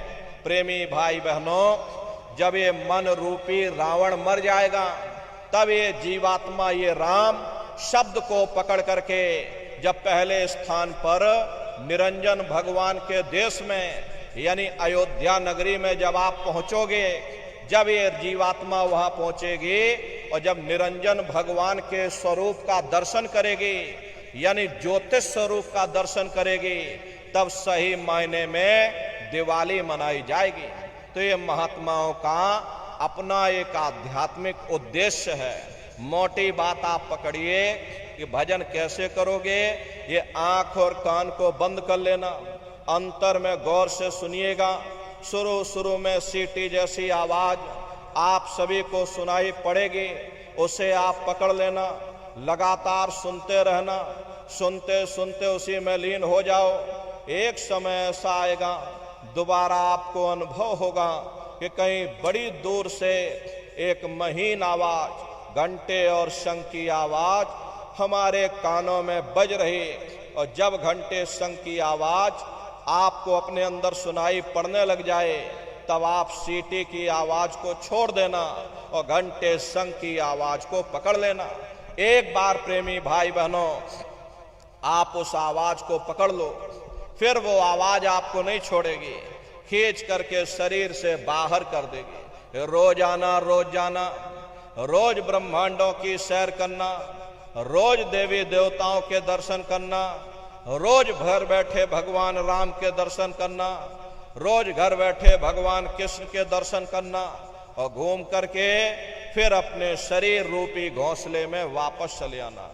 तो सुमरन, ध्यान और भजन, तीन क्रियाएं आपको बताई गई, नित्य नियम से करिएगा। नागा नहीं होना चाहिए। शरीर को आप भोजन देते हो, सुबह दोपहर शाम रात भोजन करते रहते, लेकिन कभी तुमने विचार ये नहीं किया, ये जीवात्मा जो जन्म जन्मांतरों से बेचारी भूखी प्यासी बैठी है, जिसकी शक्ति से तुम्हारा ये भारी भरकम शरीर चल रहा, तो कभी अपनी जीवात्मा को तुमने भोजन नहीं दिया। अरे इसका भोजन भजन है, इसका भोजन शब्द है, इसका भोजन नाम है। अपना ये नियम बनाओ कि पहले हम अपनी जीवात्मा को भोजन देंगे, फिर अपने शरीर को भोजन देंगे। अगर ये नियम तुम्हारा पड़ गया तो तुम्हारा लोक भी बन जाएगा और तुम्हारा परलोक भी बन जाएगा। प्रेमी भाई बहनों, उस मालिक को पाने के लिए तुम्हें कोई घर बार नहीं छोड़ना है, तुम्हें कोई जात बिरादरी नहीं बदलनी है। ये जात पात के रगड़े झगड़े ये तुम्हारे अपने नहीं है। प्रेमी भाई बहनों, ये सिर्फ मन की खुराफात है।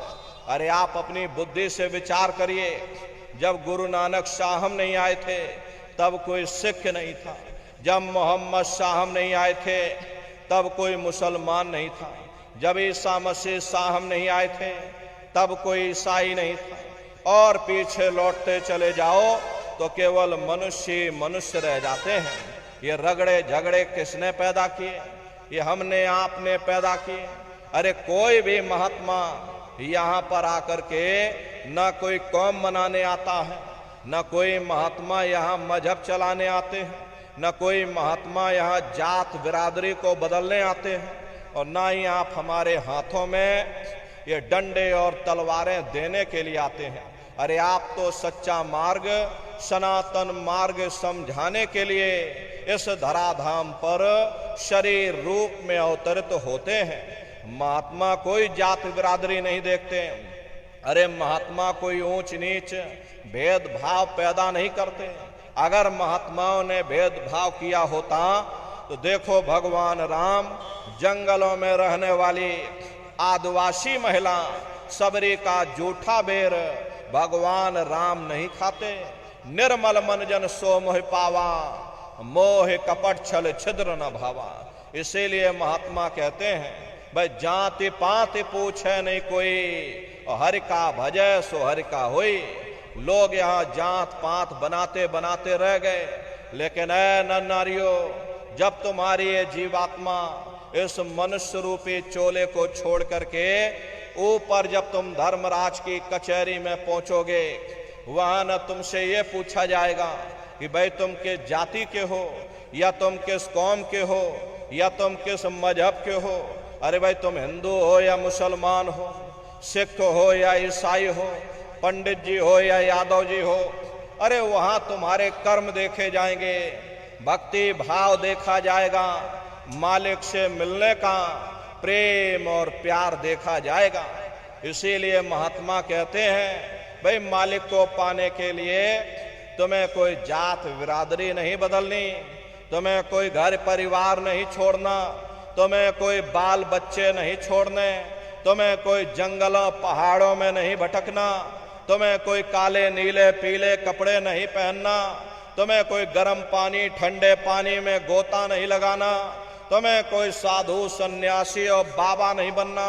अरे भाई तुम अपने अपने घर परिवार में रहो, अपने अपने बाल बच्चों के साथ रहो, अपने अपने समाज में रहो, समाज की रीत नीत नियम के अनुसार रहो, मेहनत और ईमानदारी से काम करो और 24 घंटे में से घंटा 2 घंटा समय निकाल करके सुमरन ध्यान और भजन करिएगा।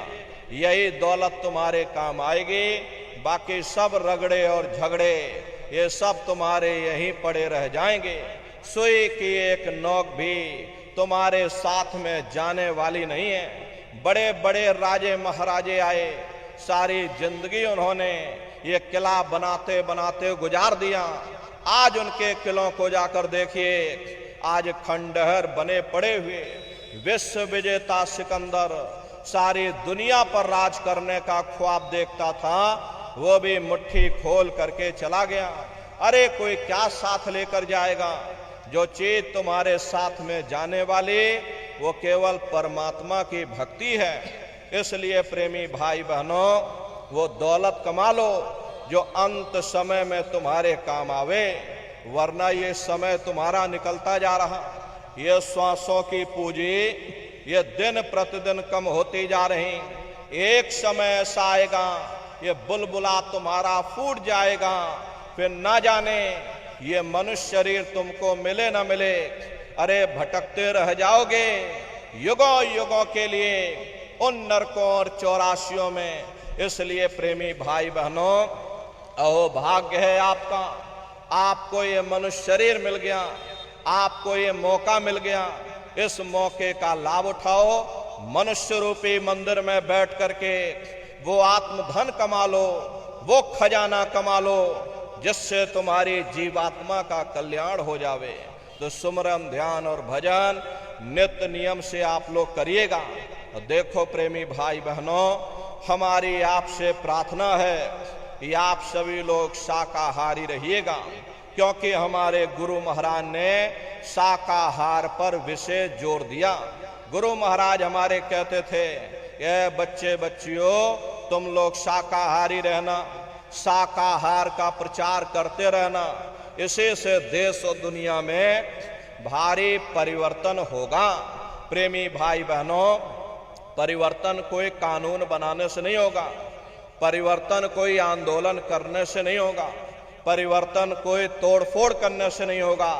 परिवर्तन तब होगा जब लोगों के विचार बदलेंगे, लोगों की भावनाएं बदलेंगी। और विचार जब बदलेंगे जब लोगों का खान पान शुद्ध होगा। अरे देसी कहावत है भाई, जैसा खाए अन्न वैसा होए मन। जब इंसान पशुव्रती भोजन करेगा तो उसकी बुद्धि स्वतः ही पशुओं जैसी हो जाएगी। फिर जिस शराब के नशे में माँ बहन बेटी की पहचान खत्म हो जाए, उस शराब को पी करके यह कैसे पता चलेगा कि क्या अच्छा और क्या बुरा है? यही कारण है कि आज घर समाज में ये दुनिया भर के अत्याचार और दुनिया भर के व्यभिचार फैले हुए।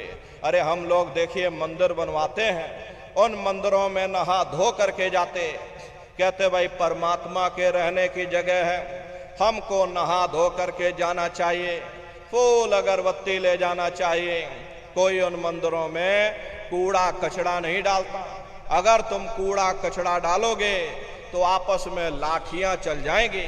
फिर ये जो हरि मंदिर है, ये पंच भौतिक शरीर जिसे महात्माओं ने हरि मंदिर कहा, इसमें तुम हाड़ मांस के लोथड़े डालते हो, इसमें तुम शराब के कतरे डालते हो, इसमें तुम मुर्गा मुर्गी काट करके डाल रहे, इसमें तुम मांस मछली काट करके डाल रहे। अपने बनाए हुए ईंट गारे के मंदिर की तुम कद्र करोगे और परमात्मा के बनाए हुए इस मानव मंदिर को तुमने जीते जी कब्रिस्तान बना दिया तो सख्त सजा मिलेगी। अरे महात्माओं ने लिखा है कि तिल भर मच्छी खाई के कोट गौ दे दान, काशी करवट जामरे और निश्चय नरक निदान। यदि तिल भर भी मच्छी खा करके फिर चाहे कोटान कोट तुम गौओं का दान करो और काशी में जाकर के मत्था रगड़ते रगड़ते अपनी पूरी जिंदगी वहां पर गुजार दो, फिर भी तुमको तुम्हारे गुनाहों की सजा मिलेगी, कोई बच नहीं सकता। क्योंकि ये कर्म भूमि है, यहां तुम जैसा कर्म करोगे वैसा फल तुमको मिलेगा। देखिए इस कर्म भूमि पर कृष्ण भगवान तक नहीं बच पाए। उस समय बाली को छिप करके बाण मारा, वही बाली कृष्ण अवतार में बहेलिया बन करके आ गया। कृष्ण भगवान के पैरों में पद्म चमकता था, हिरण की आंख समझ करके और बहेलिये ने निशाना मार दिया। और जब पास में आकर के देखा कृष्ण भगवान थे, अफसोस करने लगे। लेकिन कृष्ण भगवान ने उसको समझाया कि भाई इसमें तुम्हारा कोई दोष नहीं, उस समय हमने तुमको मारा, आज तुमने हमको मार दिया, हमारा तुम्हारा अदला बदला पूरा हो गया। कर्म प्रधान विश्व रच राखा, जो जस करे सो तस फल चाखा। ये कर्मों का ऐसा देश है, यहाँ तुम जैसे बीज बोगे वैसे फसल काटोगे। इसलिए प्रेमी भाई बहनों, हमारी आपसे प्रार्थना है कि आप सभी लोग शाकाहारी रहिएगा। ये तरह तरह की बीमारियां जो आज के समय में आ रही हैं, इसका मुख्य कारण एक ही है, लोगों का खान पान गंदा हो गया। अरे आप अपनी बुद्धि से विचार करिए, इंसानों के खून में जब जानवरों का खून मिल जाएगा, इंसानों के अंदर जब जानवरों के कीटाणु पहुंच जाएंगे तो न जानवरों की दवा काम में आएगी, न इंसानों की दवा काम में आएगी। तो परिणाम क्या होगा? ऐसी महामारियां फैलेंगी। अभी कोरोना जैसी महामारी आई, पूरा विश्व तबाह हो गया, लोग अपने अपने घरों में कैद हो गए, कोई किसी से मिलने को तैयार नहीं। न जाने कितने घर परिवार उजड़ गए, न जाने कितनी लाशें बह गईं, न जाने कितने बच्चे अनाथ हो गए, न जाने कितनी माताएं विधवा हो गईं। लाखों लाख रुपया लेकर के लोग अस्पतालों के चक्कर काटते रह गए, एक ऑक्सीजन का सिलेंडर नसीब नहीं हुआ। अरे कारण क्या है? कारण यही है, जब जानवरों के कीटाणु इंसान के शरीर में प्रवेश कर जाएंगे तो आने वाले समय में ऐसी महामारियां और फैलेंगी। हमारे गुरु महाराज सन 70 के दशक में ये भविष्यवाणी किया करते थे कि बच्चा आगे नई नई बीमारियां आएंगी। पहले बीमारियों की हवा चलेगी, फिर बीमारियों की आंधी आएगी।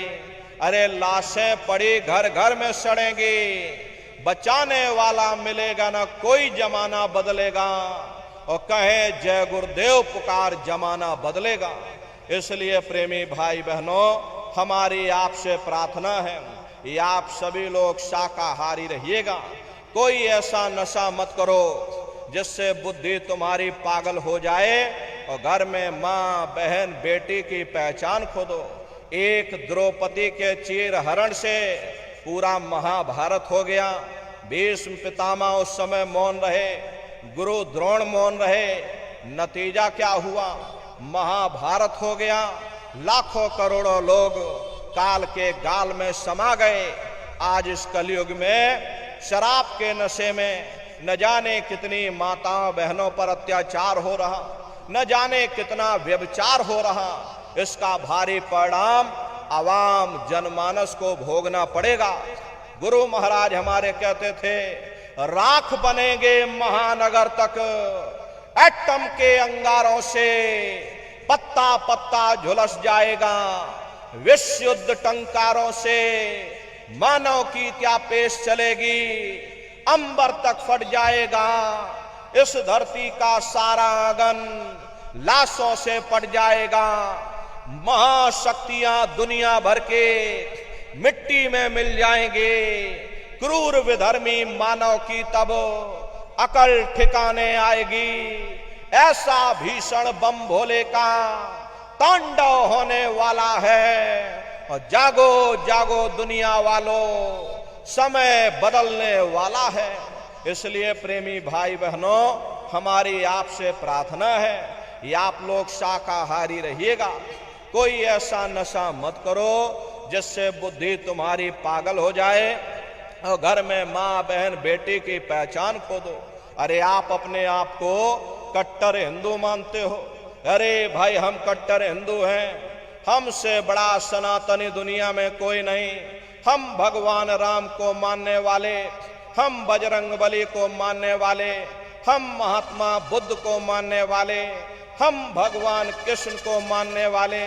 अरे भाई, आप राम को मानते हो, आप महात्मा बुद्ध को मानते हो और आप भगवान कृष्ण को मानते हो, तो उनके आदर्शों पर भी चलना सीखो। भगवान राम ने कभी नहीं कहा कि तुम मांस खाओ, या भगवान कृष्ण ने कभी नहीं कहा कि तुम शराब पियो। जितने देवी देवता अवतार हुए सभी यही कह करके गए, अहिंसा परमो धर्म। अगर हमने किसी को बनाया नहीं तो मिटाने का अधिकार हमारे पास नहीं। अरे आप इंसान हो, इंसान का काम है दया करने का, दया धर्म का मूल है। इसलिए आप जीवों पर रहम करो, रूहों पर रहम करो। सभी लोग शाकाहारी रहना और शाकाहार का प्रचार अपने अपने क्षेत्रों में बराबर आप लोग करते रहिएगा। अरे सतयुग कैसे आएगा? राम राज कैसे आएगा? राम राज कोई भाषण देने से नहीं आएगा, राम राज कोई नारा लगा देने से नहीं आएगा, राम राज कोई भगवा लहरा देने से नहीं आएगा, राम राज कोई हिंदू मुसलमान करने से भी नहीं आएगा। राम राज जब आएगा जब लोगों के अंदर अच्छे विचार आएंगे। वरना राम के समय में भी रावण जैसे असुर होते थे, कृष्ण के समय में भी कंस जैसे असुर होते थे। अरे तब भी लड़ाइयां होती थी, तब भी युद्ध हुआ करते थे। राम राज का मतलब है अच्छे विचारों का आना, और अच्छे विचार जब आएंगे जब हर इंसान मानव धर्म का पालन करेगा। अरे मानव धर्म क्या कहता है? सत्य, दया, अहिंसा, प्रेम और करुणा, यही मानव धर्म का आधार है, यही मानव धर्म की नींव है। जब मानव के अंदर मानवता आ जाएगी, मानव के अंदर दया आ जाएगी, मानव के अंदर करुणा आ जाएगी, ये मानव दूसरों की पीड़ा को अपनी पीड़ा समझने लग जाएगा। अरे जब इंसान के अंदर इंसानियत आ जाएगी तब सही मायने में देश में राम राज आ जाएगा। इसीलिए महात्माओं ने कहा है, राम राज को लाना है तो पहले मानव धर्म अपनाना है। मानव को पहले मानव धर्म अपनाना पड़ेगा, मानव को मानवीय गुण अपनाने पड़ेंगे। इसीलिए हमारे गुरु महाराज कह करके गए कि बच्चा गांव गांव जा करके तुम हमारे संदेशों को जन जन के बीच में पहुंचा दो। गांव गांव के लोग शाकाहारी हो जाएं, गांव गांव के लोग सदाचारी हो जाएं, गांव गांव के लोग चरित्रवान हो जाएं, आंखों में माँ बहन बेटी की पहचान कायम हो जाए। तो जब हमारा ये गांव बदल जाएगा, तो पूरा समाज बदल जाएगा, निश्चय ही कलयुग में सतयुग आ जाएगा। इसलिए प्रेमी भाई बहनों, धर्म के प्रचार में आप सभी लोग अपना अपना योगदान दीजिएगा। देखिए हमारे गुरु महाराज को, हमारे गुरु महाराज परम संत बाबा जय गुरुदेव जी महाराज ने एक अच्छे समाज के निर्माण के लिए, चरित्रोत्थान के लिए, लोगों को शाकाहारी और सदाचारी बनाने के लिए 116 वर्ष की आयु तक अथक मेहनत और परिश्रम किया। हमारे गुरु महाराज ने अपने गुरु की याद में, देखिए मथुरा दरबार में इतना विशाल मंदिर बनवाया। गुरु महाराज हमारे कहते थे कि बच्चा, मंदिर का वो देवता वहां पर बैठ करके बरकत बांट रहा, अरे आप लोग आइए, वहां कोई रुपया पैसा नहीं चढ़ाया जाता, कोई चंदा चुटकी नहीं, अरे आप लोग आए, मंदिर के देवता के सामने अपनी एक बुराई को चढ़ा दीजिए। वहां पर बुराई चढ़ाई जाती है कि हम आज से मांस मछली नहीं खाएंगे, हम आज से अंडा शराब का सेवन नहीं करेंगे, हम आज से झूठ नहीं बोलेंगे, हम आज से किसी को धोखा नहीं देंगे।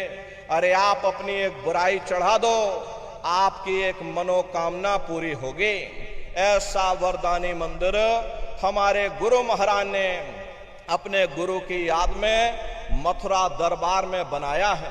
तो उन्हीं की याद में देखिए पावन भंडारे का कार्यक्रम 28 नवंबर से और 2 दिसंबर तक मथुरा दरबार में मनाया जाएगा। तारीख आप सभी लोग याद रखिएगा, 28 नवंबर से और 2 दिसंबर तक पूज्य दादा गुरु महाराज का ये पावन भंडारे का कार्यक्रम होने जा रहा। तो आप सभी प्रेमी भाई बहन भंडारे के कार्यक्रम में सब परिवार सादर आमंत्रित हैं, आप लोग पधारिएगा। अरे अपने दरबार का दर्शन करना। देखिए मथुरा दरबार में हमारे गुरु महाराज की एक छोटी सी गौशाला भी है। हमारे गुरु महाराज के पास में कुल 2 गाय थी। 2 गायों का इतना बड़ा परिवार है कि आज के समय में करीब करीब 3000 गाय हैं और 3000 के ऊपर सांड हैं। गौशाला अलग है और नंदीशाला अलग है। हमारे यहाँ किसी को बाहर नहीं भेजा जाता, क्योंकि हमारे गुरु महाराज कह करके गए कि बच्चा, ये मेरी प्यारी गाय हैं, इनको यहीं रखना, यहीं सेवा पानी करना। इसीलिए चाहे गाय हो या चाहे बैल हो, हमारे यहाँ किसी को बाहर नहीं भेजा जाता। गायों के लिए अलग से गौशाला है और सांडों के लिए अलग से नंदीशाला बनी है। उसी के बगल में अपना एक बहुत बड़ा कॉलेज है, जिसमें 2,500 से 3,000 बच्चे निःशुल्क विद्यादान करते हैं। कॉपी किताब, पढ़ाई लिखाई, भोजन पानी बिल्कुल निःशुल्क है। उसी के बगल में अपना एक बहुत बड़ा अस्पताल है। प्रेमी भाई बहनों, वो गुरु महाराज की कर्म भूमि है और हमारे गुरु महाराज की जन्मभूमि, जहां पर हमारे गुरु महाराज का जन्म हुआ, जिला इटावा, ग्राम खितौरा में पड़ता है। जैसा भव्य मंदिर मथुरा दरबार में बना हुआ, उसी तरह से भव्य मंदिर गुरु महाराज की जन्मभूमि पर बन करके तैयार हो चुका। ये जो आप पोस्टर देख रहे हो, ये गुरु महाराज की जन्मभूमि का मंदिर है और इधर जो पोस्टर लगा है, ये मथुरा दरबार का मंदिर है। तो समय निकाल करके दरबार में आप लोग पधारिएगा, अपने अपने बच्चों को भी साथ में ले करके आइएगा। हम लोग ये सोचने लगते हैं कि बच्चों को क्या करेंगे ले जाकर, ये बच्चे छोटे हैं, इनको घर में रहने दो, इनको पढ़ाई लिखाई करने दो। अरे पढ़ाई लिखाई जरूरी है, हम आपकी ये बात मानते हैं कि आज के समय में शिक्षा बहुत जरूरी है। लेकिन प्रेमी भाई बहनों, शिक्षा के साथ साथ अच्छे संस्कार भी जरूरी हैं। और संस्कार कोई MA BA की डिग्री कर लेने से नहीं पड़ जाते। अगर MA BA की डिग्री कर लेने से ही इन बच्चों के अंदर संस्कार पड़ गए होते तो हिंदुस्तान में इतने वृद्धाश्रम न खोले जाते। अरे संस्कार पढ़ेंगे महात्माओं के वचनों से, संस्कार पढ़ेंगे सत्संग के माध्यम से। ये बच्चे देश के भविष्य हैं। इन बच्चों के अंदर अच्छी शिक्षा के साथ साथ अच्छे संस्कार डालना ये समय की बहुत बड़ी मांग है। अरे आज के समय में बच्चों के अंदर संस्कारों की कमी देखी जा रही, वरना पहले के समय में अकेले माँ बाप अपने 4-4 बच्चों को पाल लेते थे, लेकिन आज के समय में वही 4-4 बच्चे, वही MA BA डिग्री और डिप्लोमा किए हुए बच्चे अपने माँ बाप को रोटी नहीं खिला पा रहे। शादी हो जाती है, घर परिवार बांट करके रख दिया, जमीन जायदाद बांट करके रख दी, चूल्हा चौका बांट करके रख दिया, यहाँ तक के बेचारे बूढ़े माँ बाप को भी बांट करके रख दिया कि 10 दिन तुम हमारे घर छोड़ दो और 10 दिन बाद ले जाओ अपने घर रोटी खिलाओ। ये सब क्या है? ये संस्कारों की कमी है। ऐ माताओं बहनों, ये बच्चे तुम्हारी धरोहर हैं, ये बच्चे तुम्हारे जीवन की पूंजी हैं। अरे अपनी पूंजी को संभाल करके रखिएगा। इन बच्चों को आप बचपन से तैयार करो, इनको अच्छी शिक्षा देना, इनको अच्छे संस्कार देना, इनको शाकाहारी बनाना, इनको सदाचारी बनाना, इनको चरित्रवान बनाना, अरे इनको भी तुम राम और कृष्ण बना दो। यही बच्चे बड़े हो करके अपने माँ बाप का नाम रोशन करेंगे, घर और समाज का नाम रोशन करेंगे। इसलिए प्रेमी भाई बहनों, अपने अपने बच्चों के साथ, इष्ट मिष्ट परिवार वालों के साथ आप सभी प्रेमी भाई बहन भंडारे के कार्यक्रम में कृष्ण भगवान की नगरी मथुरा में आप सभी लोग सब परिवार सादर आमंत्रित हैं। आप लोग पधारिएगा। सुमरन ध्यान और भजन बराबर आप लोग करते रहना। इतना जान लो प्रेमी भाई बहनों, ये रास्ता बिल्कुल सच्चा है।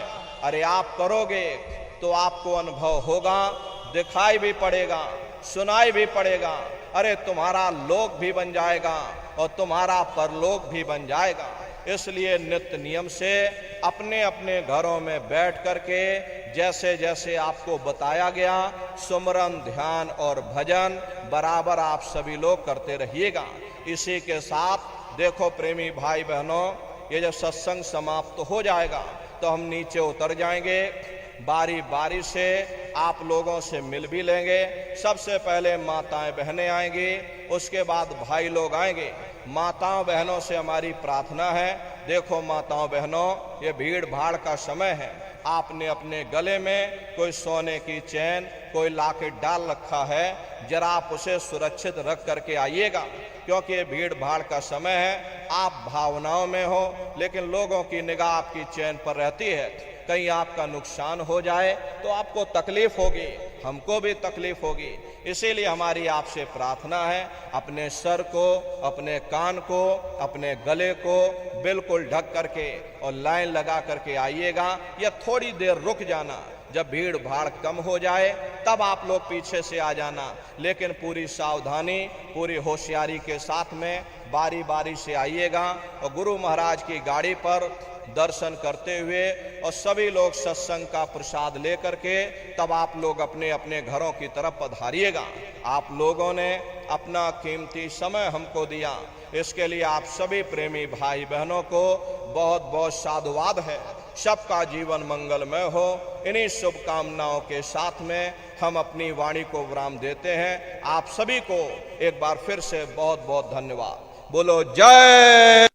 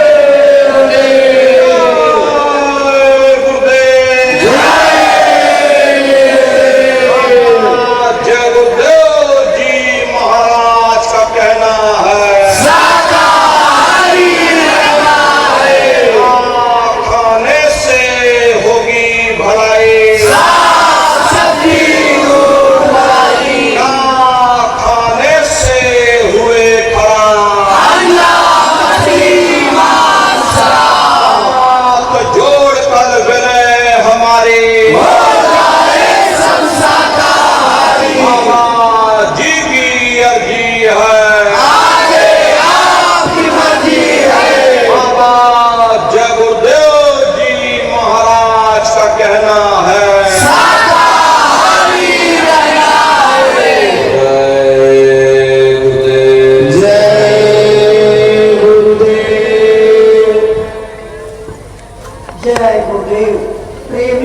बहनों, अब पूज्य महाराज जी आप सब लोगों से मिलने के लिए मंच के नीचे आ रहे हैं। भाई लोग थोड़ा धीरज रखेंगे, बाहरे बहनों माताओं को मिलने का अवसर दे देंगे। बहने माताएं ध्यान दें, इधर गैलरी से रास्ता खुला हुआ है, इस रास्ते से एक लाइन